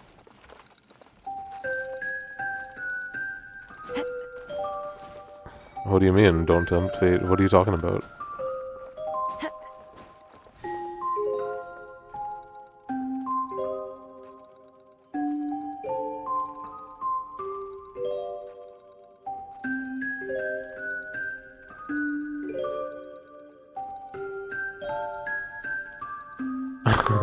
It's fine. I want shit to buy.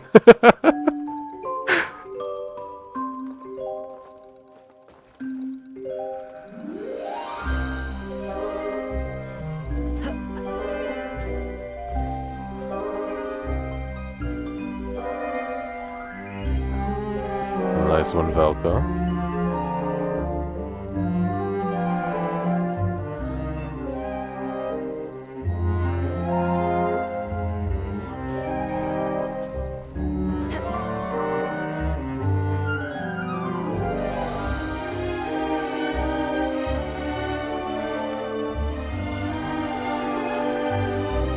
Oh!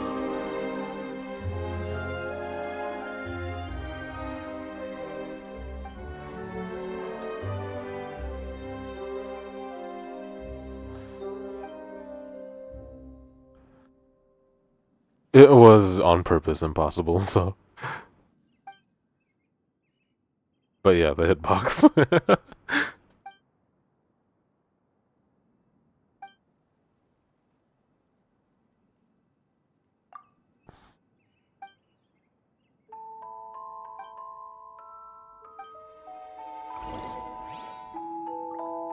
I'm so ready to C6 the Hydro Archon.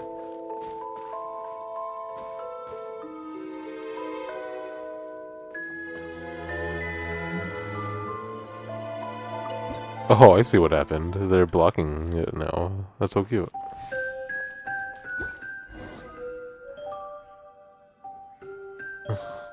No, they don't do that. Or at least they never have.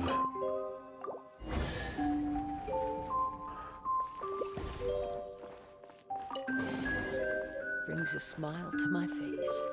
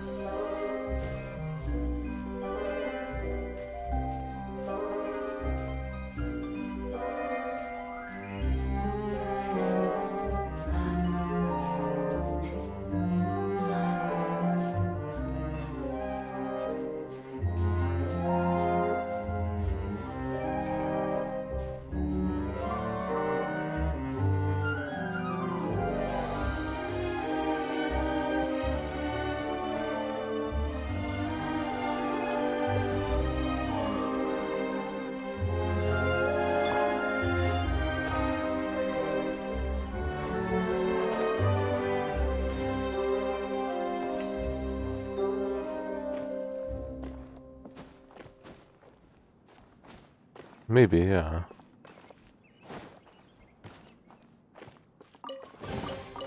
Who says there aren't benefits to a life of wandering?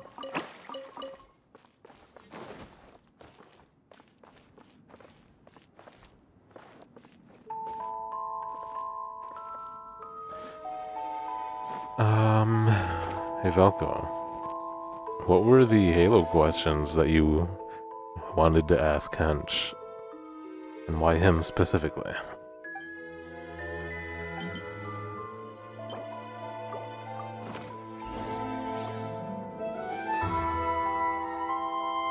Oh, but speaking of people,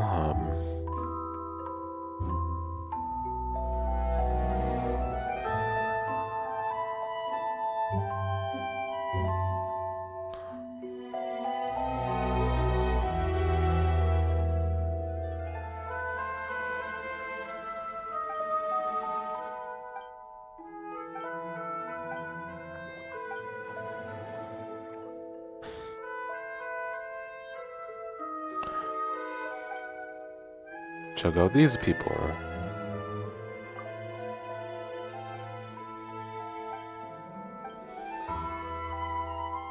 The homies.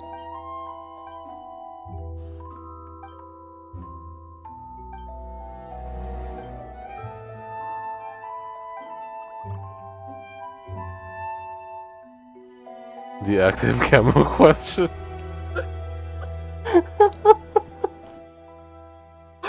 Why are you so concerned about that? It's not a flawless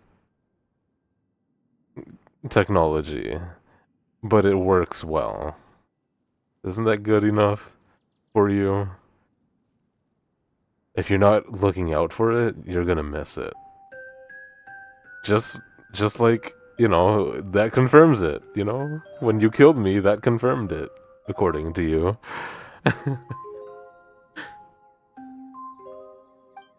That confirmed the lore. That shit is so funny, dude.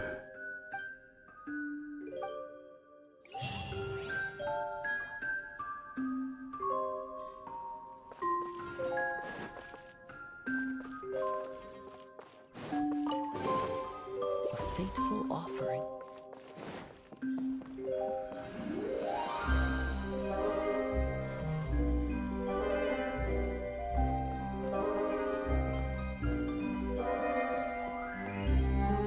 Follow the wind.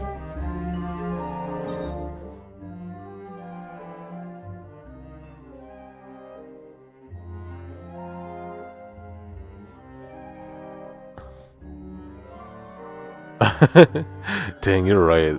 They get so much constant work. The Paimon VAs.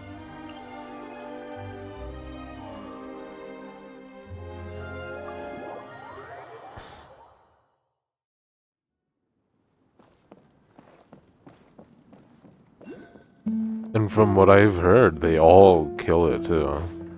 I think English Paimon fucking kills it. So good. I've heard the Japanese one is amazing. I'm sure Chinese is, and Korean as well, but I don't know.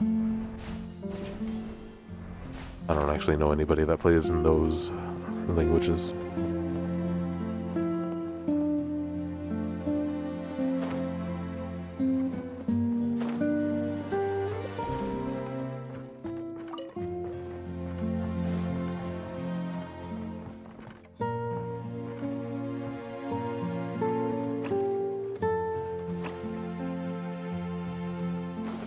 Blue box.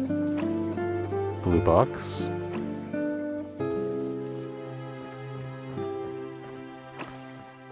Regular crate. Regular crate. Uh-oh. The message was missed.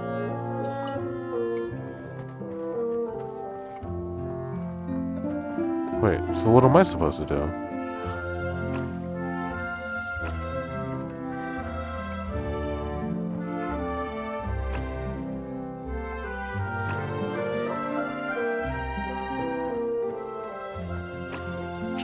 He's wrong. He got it wrong.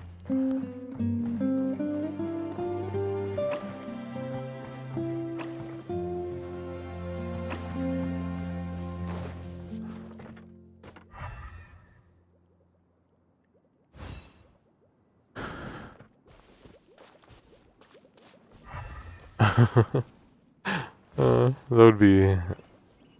Well, I mean... Even if they got $1 from each pull, they'd be probably pretty well off.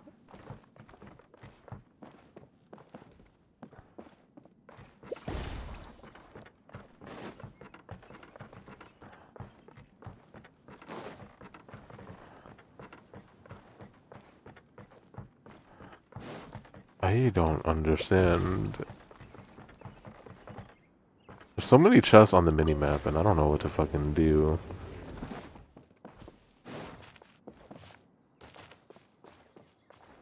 Where to find them.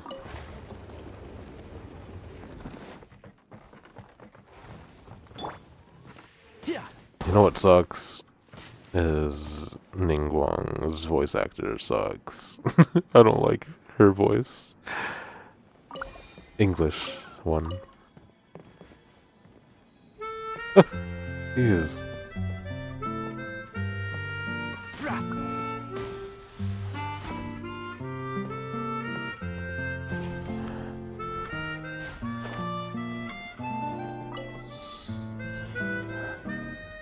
Keep up.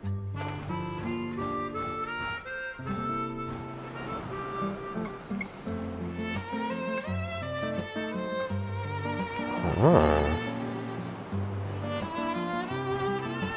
This song, gosh, why is everything so good?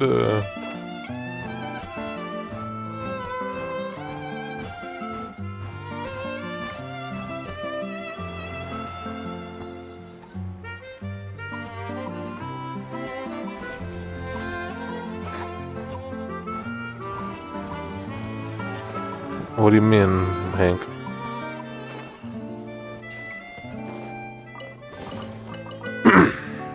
Smells like something good is inside.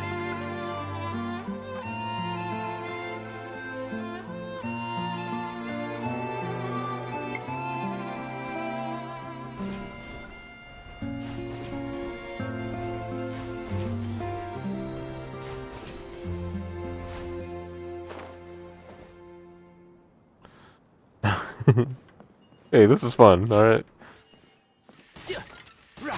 I'm having a blast.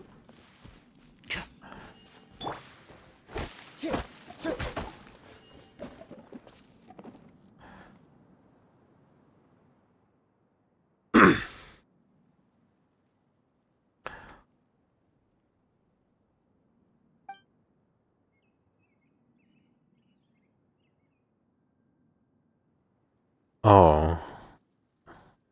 Oh, you're asking what that thing is.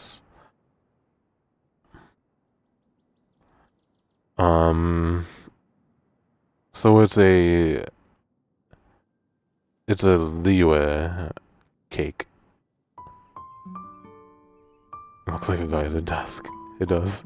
The stars over it are the Twitch flare. They're not part of it, but Twitch does it. If you have like a tier 3 sub, which I mean I just naturally have for being the channel owner. But yeah, it's a Liyue cake. It's a cake you get for your birthday in Liyue. I mean, in Genshin Impact. It's the second one you get. So you have to have had been playing long enough. I have 3 cakes. There's one for Mondstadt, Liyue, and Inazuma. And my next cake is going to be Sumeru themed.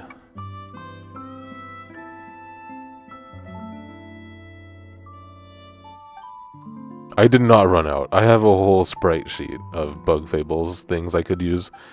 I just wanted to use these. Because I like them. They're pretty. They just didn't work well in emote form. But they look really good.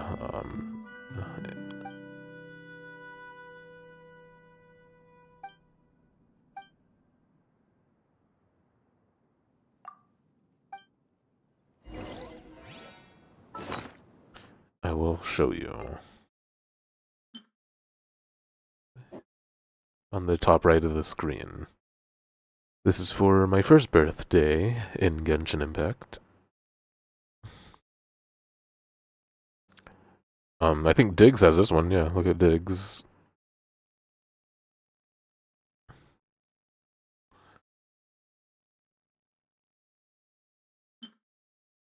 And then this is what I have right now. And I haven't been streaming long enough, but the next one up will be this one, the Inazuma cake. You might be asking, why is it Inazuma? Well, there's a little pink Yae fox on there. There's the birds that Yae and Raiden kill. And the color scheme.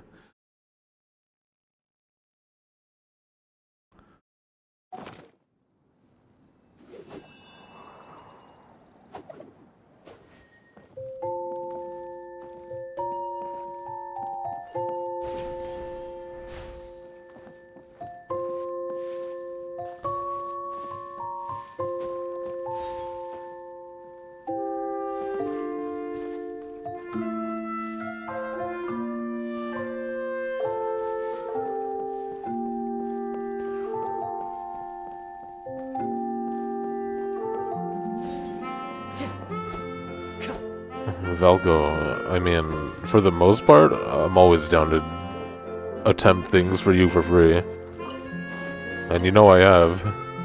Some of them are always, you know, some of them are, they're not always bangers, but you should definitely get sub badges at least.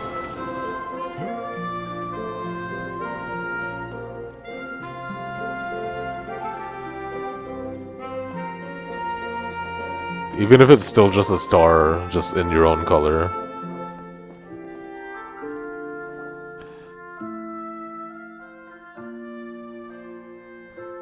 Look at that starting soon screen I did for you. You know how hard I worked on that?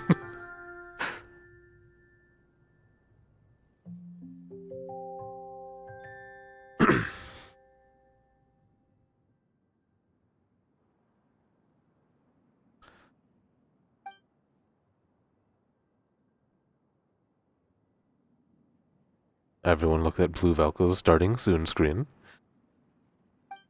Not screen, but the PNG.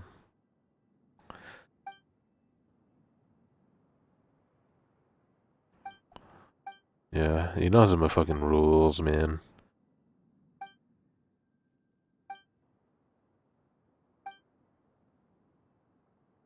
Like, electricity, I think, is typically depicted blue or yellow, right? At least like lightning and shit. I guess purple as well, so it fits.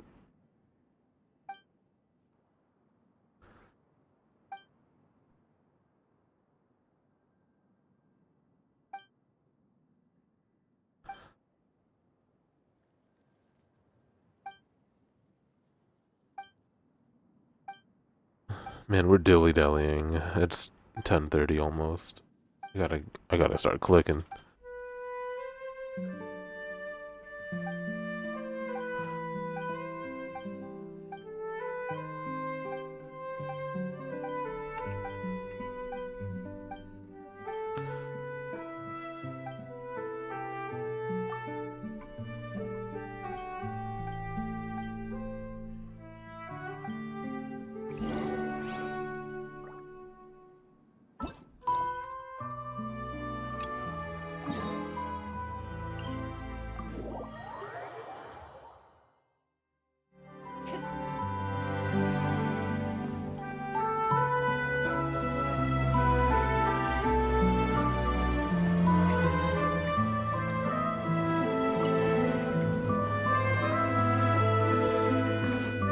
I don't know.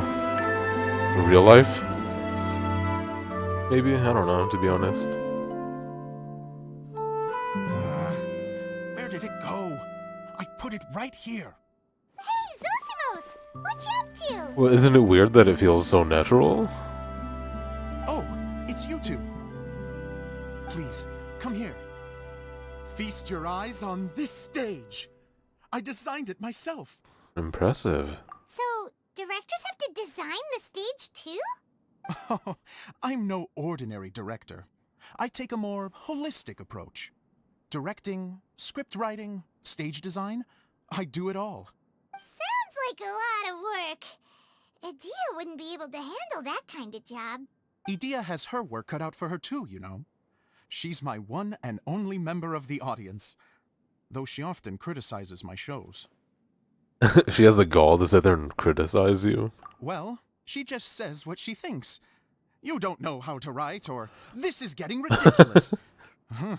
I think it's because I use preprints in a way that she feels goes against what they're intended for. But even though she's my harshest critic, she's also been my biggest supporter in a lot of ways. I guess you could say she's like my agent. Hank, would you like to know who's coming in 4.0? I'm very grateful to her. I've always dreamed of being a director, but I've never had the chance until I came here. So, Or do you what already did you do know? before you came here? Like I said, I dreamed. From a young age, every time I came home after a show, I'd go over the story again and again in my mind. Oh, okay. Growing up, I mean, my biggest aspiration was to be a they director. officially tweeted them. Unfortunately, I couldn't offer much beyond my practical skills, so I ended up spending most of my time as a prop designer and doing a bit of set design on the side. Don't get me wrong, I do love building the set, but nothing satisfies me more than putting on my very own show. No wonder you only wrote director on the sign. Exactly. You're not doing a great job of convincing me that you're not a mind reader. By the way, could I ask you for your help with something? I'm having trouble finding the master script, and I'll need it shortly. The one you only just finished writing? You lost it already? Yeah. After I handed everyone their copies, I held on to my master copy while I was checking on everything around the theater. I must have dropped it somewhere. If it's not here, then it might be in the attic. These are the only two places I've been since I finished writing it. But, I still have some things to do to get the stage ready. Would you two mind having a look for me? Sure. No problem. We'll find it.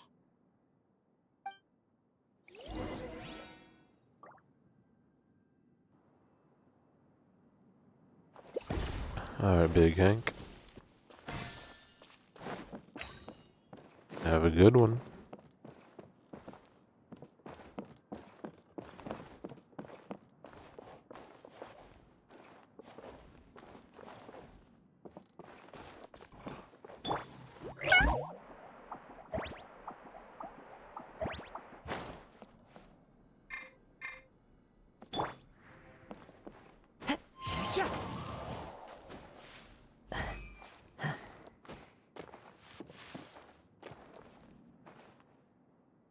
Where the fuck?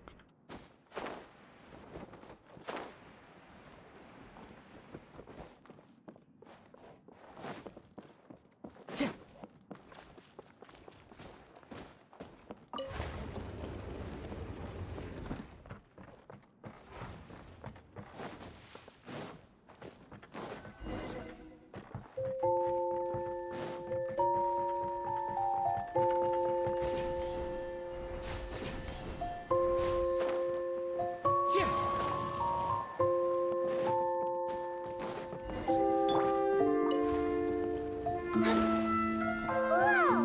Look at all these books! Now, where's the master script? Oh,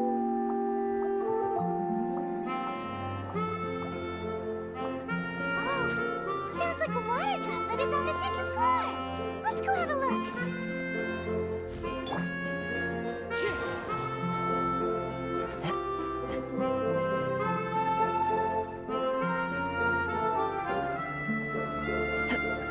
Hmm?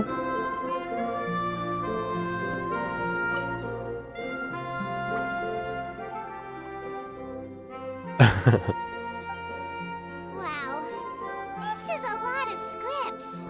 Looks like the water droplet has been managing them for the director. Most of them look Been like doing it all master night, programs. dude. I'll show you in a Should be the one sec. that's finished. Okay, let's look for the thickest one. one, and then check the ending. This is the only script that fits the bill. Sorry, I don't know what to say to Plus, that, it looks Velcro. pretty new. Yes. This must be the master I script. mean, no, but... No. Let's go give it to Director Zosimos. Zosimos, we got your script. Oh, I thought you were just making a joke. No, there's no timeline for Celestia yet. We don't know. We have Fontaine, Natlan, and, oh, it's slipping my mind. Shneznaya. Or 3 more regions coming up. And there's probably more between that, too, because, Conria exists. And we don't even... Yeah, I guess Celestia, if anything, it would be last. Which is probably more than 5 years away. And the game's been out for... coming up on... Wait. Coming up on 3 years. Wait. Yeah.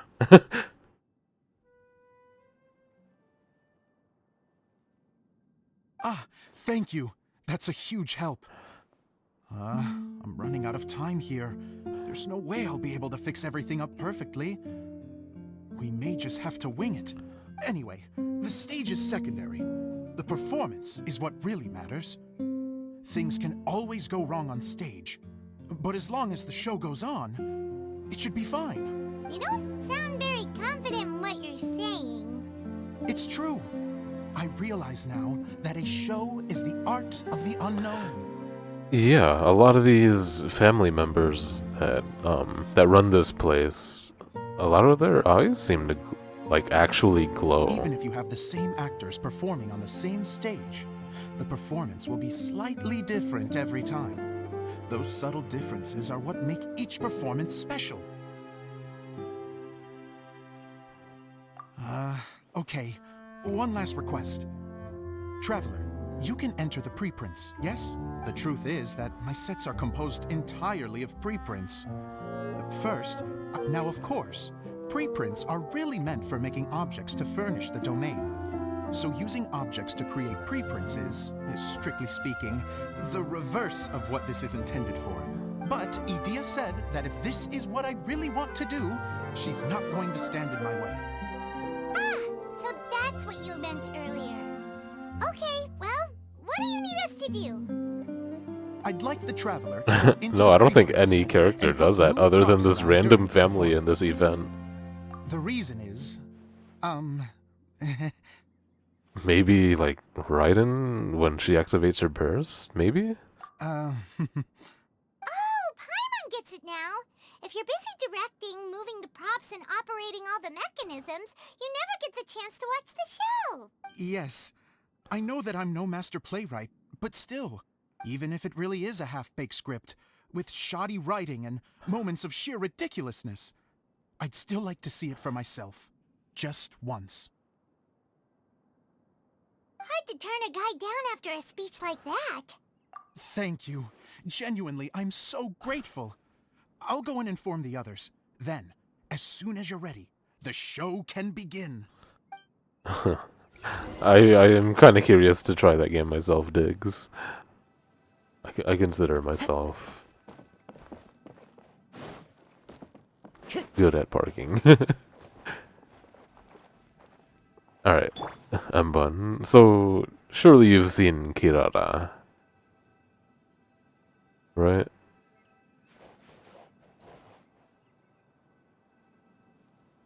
Heavily cat-themed.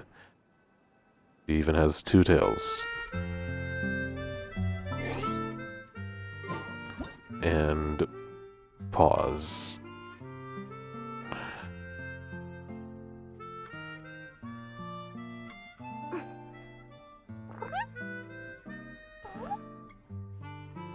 Her whole thing is, aside from being a cat,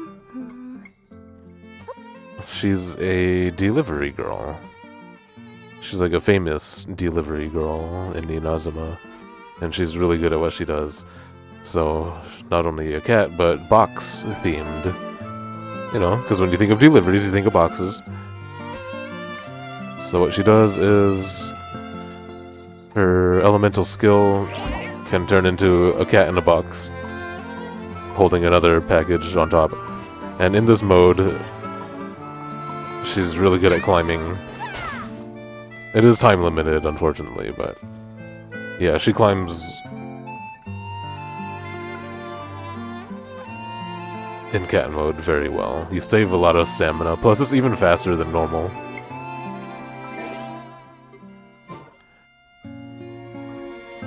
Yeah. I really like her fingernails because they're like claws. She also does the W mouth, of course. She's really cute, dude.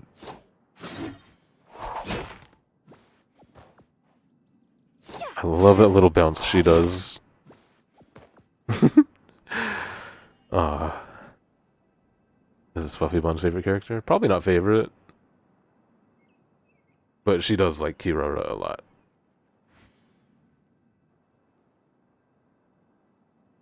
This is a good character, yeah. Only a 4-star, by the way. Not a rare one. So she's permanently available. Inside this package. No. No peeking at my customers' stuff. You know about the pause, though? Yeah. People are divisive over it. No, Fluffy Bun does like Kirara a lot. She spent a lot of her in-game currency to get her, so... Yeah, the way they do animal features in this game are all over the place. She doesn't even have cat ears. She has human ears. What you're seeing on top is just a hair tie. Meanwhile, other characters totally have cat ears without cat feet. So yeah, it's just all over the place, and I kind of like that they're doing it that way. They don't have to be super samey for every cat-themed character and shit like that, you know?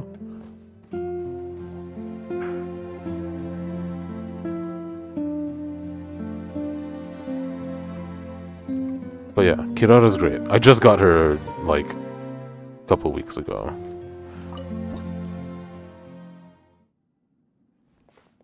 Long, long ago, there was a great thief. He lived in a land where the light did not shine, where all suffered in the darkness. People call me... Sorry, Kaya. Directly into the microphone, please. Otherwise your voice will, you know. This is great.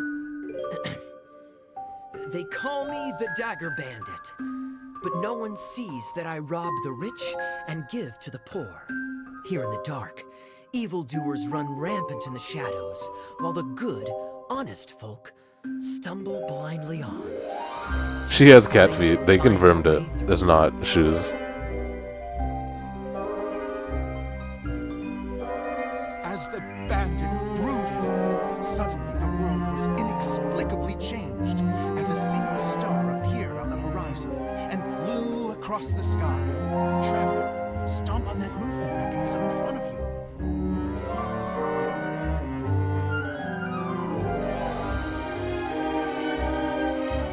Light. A brief flash, yet enough to illuminate the They know what we want. No, they did a thing where the characters talk to each other. source of that light. I can shine it into the darkness. And she brought up those are her real feet. Suffer in blindness no longer.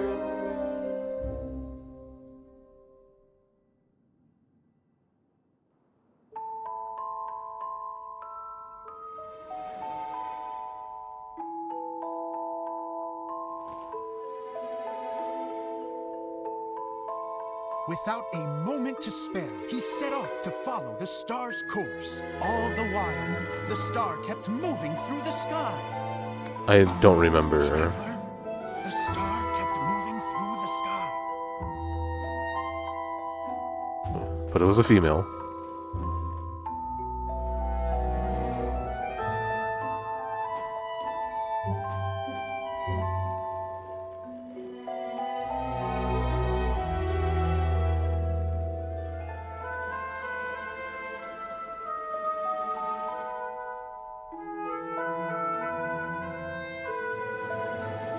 Looks like I have to go through the desert.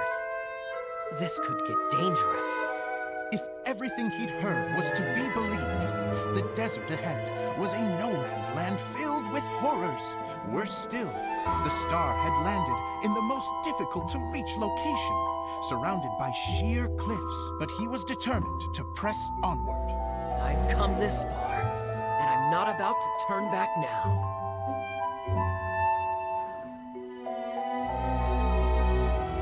The Dagger Bandit trekked deep into the desert wasteland. Yet when he finally arrived at his destination, he found not a fallen star, but a young girl, dressed in white. How strange. I'm positive this is where the star landed. Young lady, do you know where the light has gone?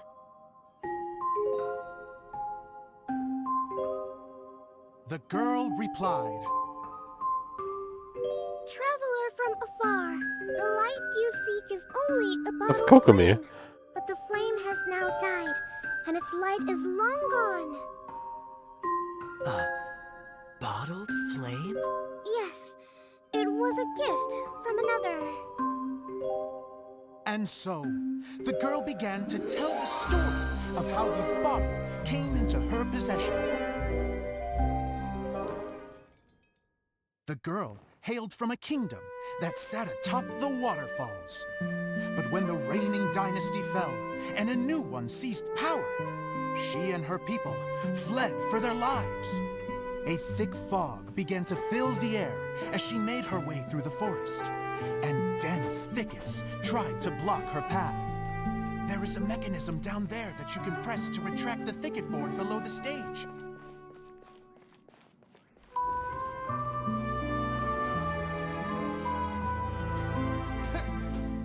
Gameplay, baby. If I only had a lamp to guide me through this wretched forest, then I could survive. With scratches covering her arms and legs, the girl pressed through the pain and made her way forward. The road ahead was arduous, but she was determined to press onward. I've come this far, and I'm not about to turn back now.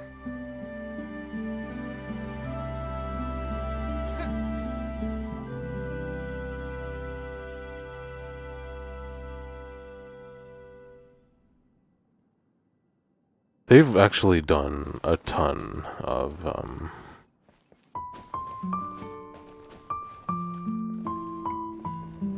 mini-games throughout the life of Genshin, and there are several like 2D puzzle games, including in this style.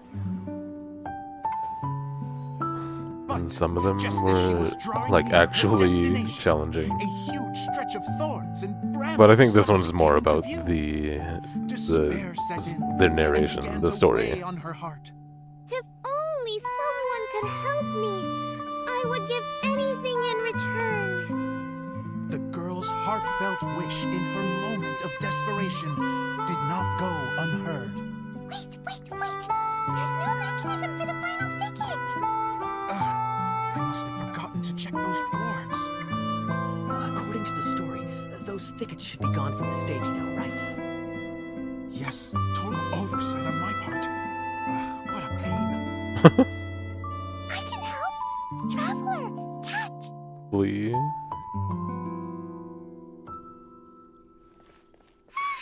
It's a Jumpy Dumpty!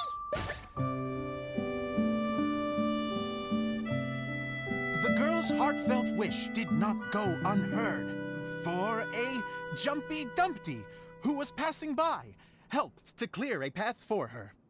Oh, thank you, Jumpy Dumpty. And so the girl continued her journey deeper into the forest. But what she found there was not a lamp, but a mage glowing with fire. So, just to clarify, it was supposed to be the mage who helped burn a path through the thicket. Save it for the end, man! The mage took pity on the girl and handed her a bottle. Then, the mage began to tell the story of how the bottle came into her possession. That's so The cute. fiery mage had an adventurous spirit and enjoyed taking long journeys. On one such journey, while taking rest in an oasis, she found a beautiful bottle by a crescent-shaped lake. Klee, quick, get in the light. She Oh, was an there she is. extraordinary mage with the power to grant people their wishes. She turned the bottle into a Look at her thing little of nose. equally extraordinary power. But the only place that it could make wishes come true was inside of the bottle. Oh me, oh my! Look at this wonderful bottle of mine! It could make a fine toy! But better still, a sojourner's home! The fiery mage blew into the bottle, allowing it to grant one single wish outside its glass wall. I have the music way up high compared to the VO. Am I supposed to blow into it? Wow, it lit up! A flame was kindled within the bottle, and it began to glow a fiery red, just like the mage herself.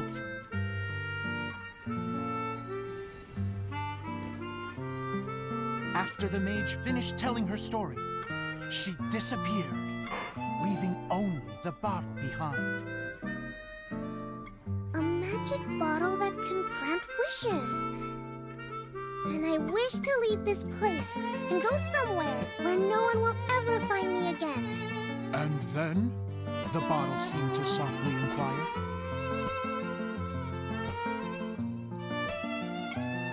I don't know.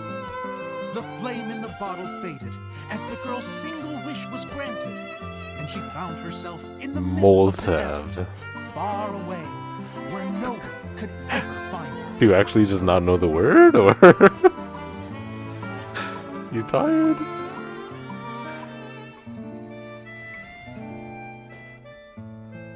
When the dagger bandit listened to her story, he sighed in disappointment that the flame with the power to grant wishes outside of the bottle had already died.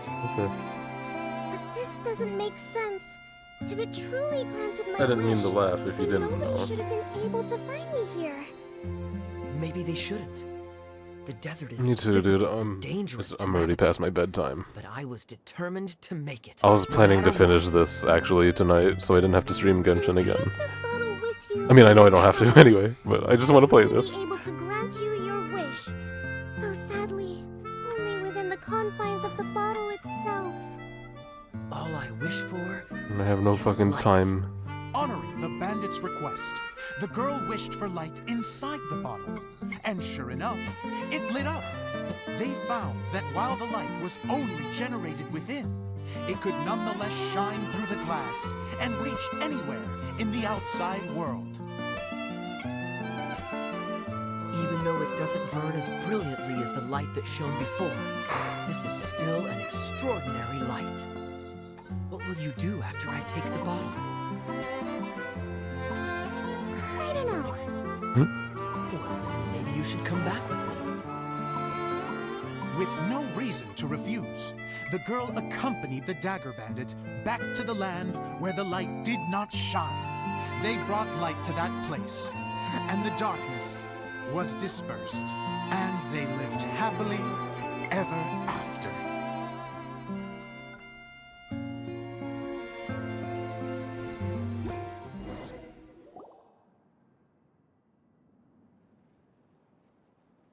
And we're done! Seems the show went pretty well.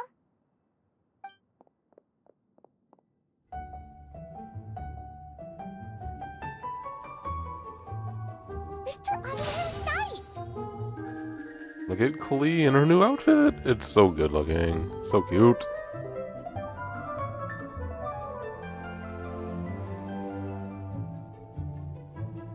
Didn't I do great? I felt like I really was the fiery mage. Wow, great costume, Klee. As soon as Paimon saw your shadow, she thought straight away, what a cute hat. Mm-hmm. It really suits you. Klee loves it. Thanks, Mr. Zosimos. Oh, wait, no, I mean, Mr. Director. Mr. Director? Ha! No one's ever called me that before. Thank you, my dear little mage. Thank you so much. He's so I'm happy. so happy. Miss Adia said that she tailored it I a do little not bit have so it Klee. would fit me. But you were the one who designed and made it. You're amazing. Yeah, that's amazing! And it sounds like Adia did a great job too! It was nothing really.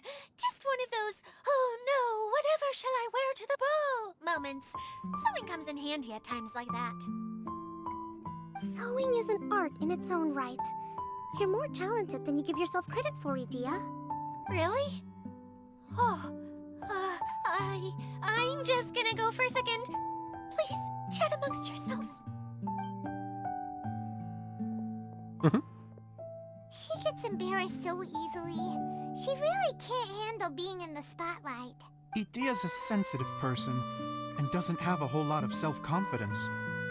I hope all the excitement hasn't brought her to tears. Oh. Don't worry. I'll go make sure she's okay. So, what did you all think of the play? Any thoughts? Uh-oh. Time to get serious. Now, are you sure you want to hear what we really think? Oh, absolutely! I had the courage to ask, didn't I? So, don't mince your words. Go ahead. Speak your mind. I can Alright. take it. Well, since you're asking for it. Okay, Paimon will go first. So, the dialogue at the beginning was pretty good, but it ran out of steam as the story went on. Paimon could tell that you ran out of inspiration somewhere along the way. The characters were honestly a little bit ridiculous. Paimon didn't get what you were trying to do. The moment anyone started to show any kind of substance, suddenly the scene was over. Yes, all very good points, Paimon. I would add that in its attempt to pay tribute to the series 1,000 Nights, all semblance of a coherent was sacrificed. Plus, I do have to penalize you for the issues with the props. Miss Adia, what are you doing back here? Oh, you know, I return like the tide when people start discussing something important. Huh. Especially when it has to do with criticizing my show. Mm-hmm. But there was one thing I liked about it. Just one, mind you. The story had a good ending. You think so? I thought I was letting him off lightly. Adia, could I borrow you for a moment? Oh, sure. Excuse me for a moment. Back to you, Paimon. Keep up the good criticism. Okay, in that case, Paimon did have one other complaint. Let's hear it. Taking criticism on the chin is all part of being a director. The ending was all wrong. The girl's motives were clear and simple the whole way through. It was kind of jarring when all she had to say was, I don't know. And doesn't anyone else find it weird how her whole community was on the run, but she was only looking out for herself the whole time? So even the good ending wasn't so good. I'm fine. I'm not going to improve without feedback. I also learned a lot this time with the chance to be off stage. To be honest, it was a dream come true. What a great attitude. You don't seem upset at all by our comments. I wouldn't say I'm completely unaffected, but you're only speaking the truth. They're all very valid points. Still, now that Paimon thinks about it, you did finish the script in a bit of a rush.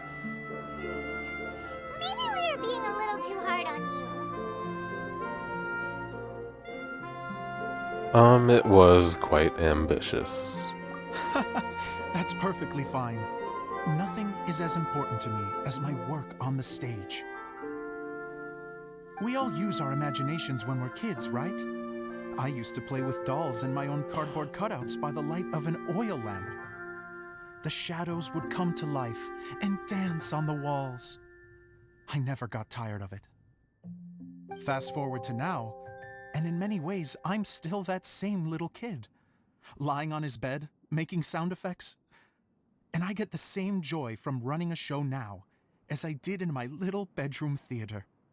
Of course, a director can accomplish nothing without a cast and crew.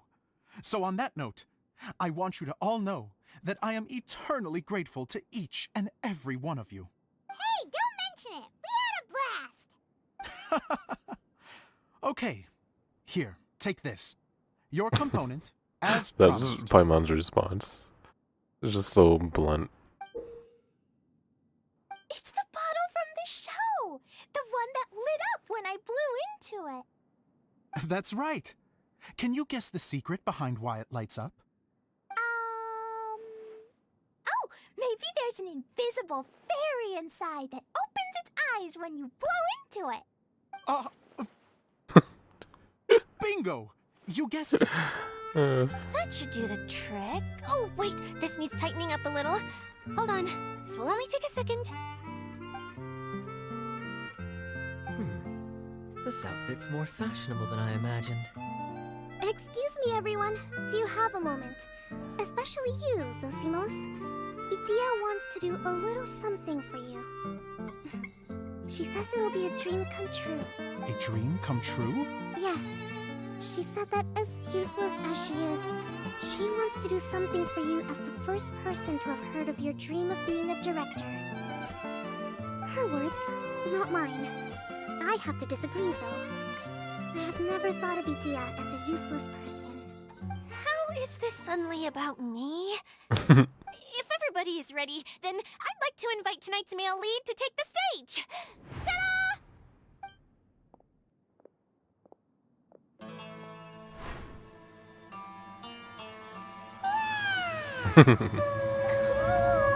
Kaya's turned into the real Dagger Bandit! How is me changing outfits supposed to make the director's day? It's just a prototype costume. Is he that easy to please? Don't be silly. If I know our director, nothing will make him happier than to see his ideas brought to life by the right actor. Well, then I'm happy to oblige. Who am I to argue with the star of the show? Zosimos drew up countless designs and made a few prototypes before landing on this one. It just needed some tailoring to fit properly, so I made a few stitches here and there. I hope the result isn't a disappointment. Oh, it's perfect. Idea, I'm... Oh, I'm so touched. Thank you all. You've made me happier than I ever thought I could be.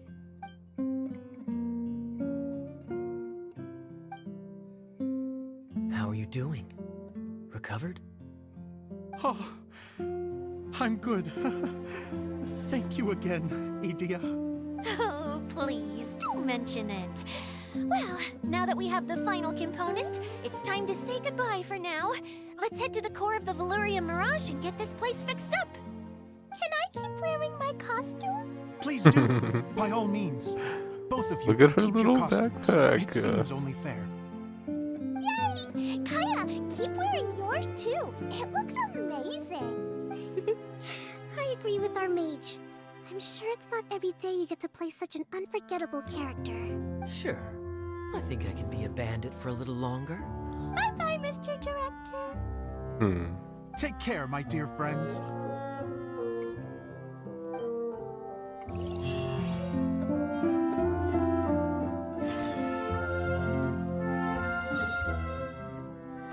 Too cute. Apparently there's more, but I'm gonna have to stop right there.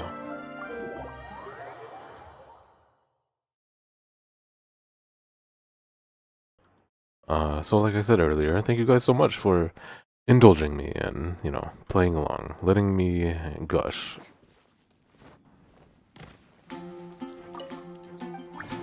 I love it. It means a lot.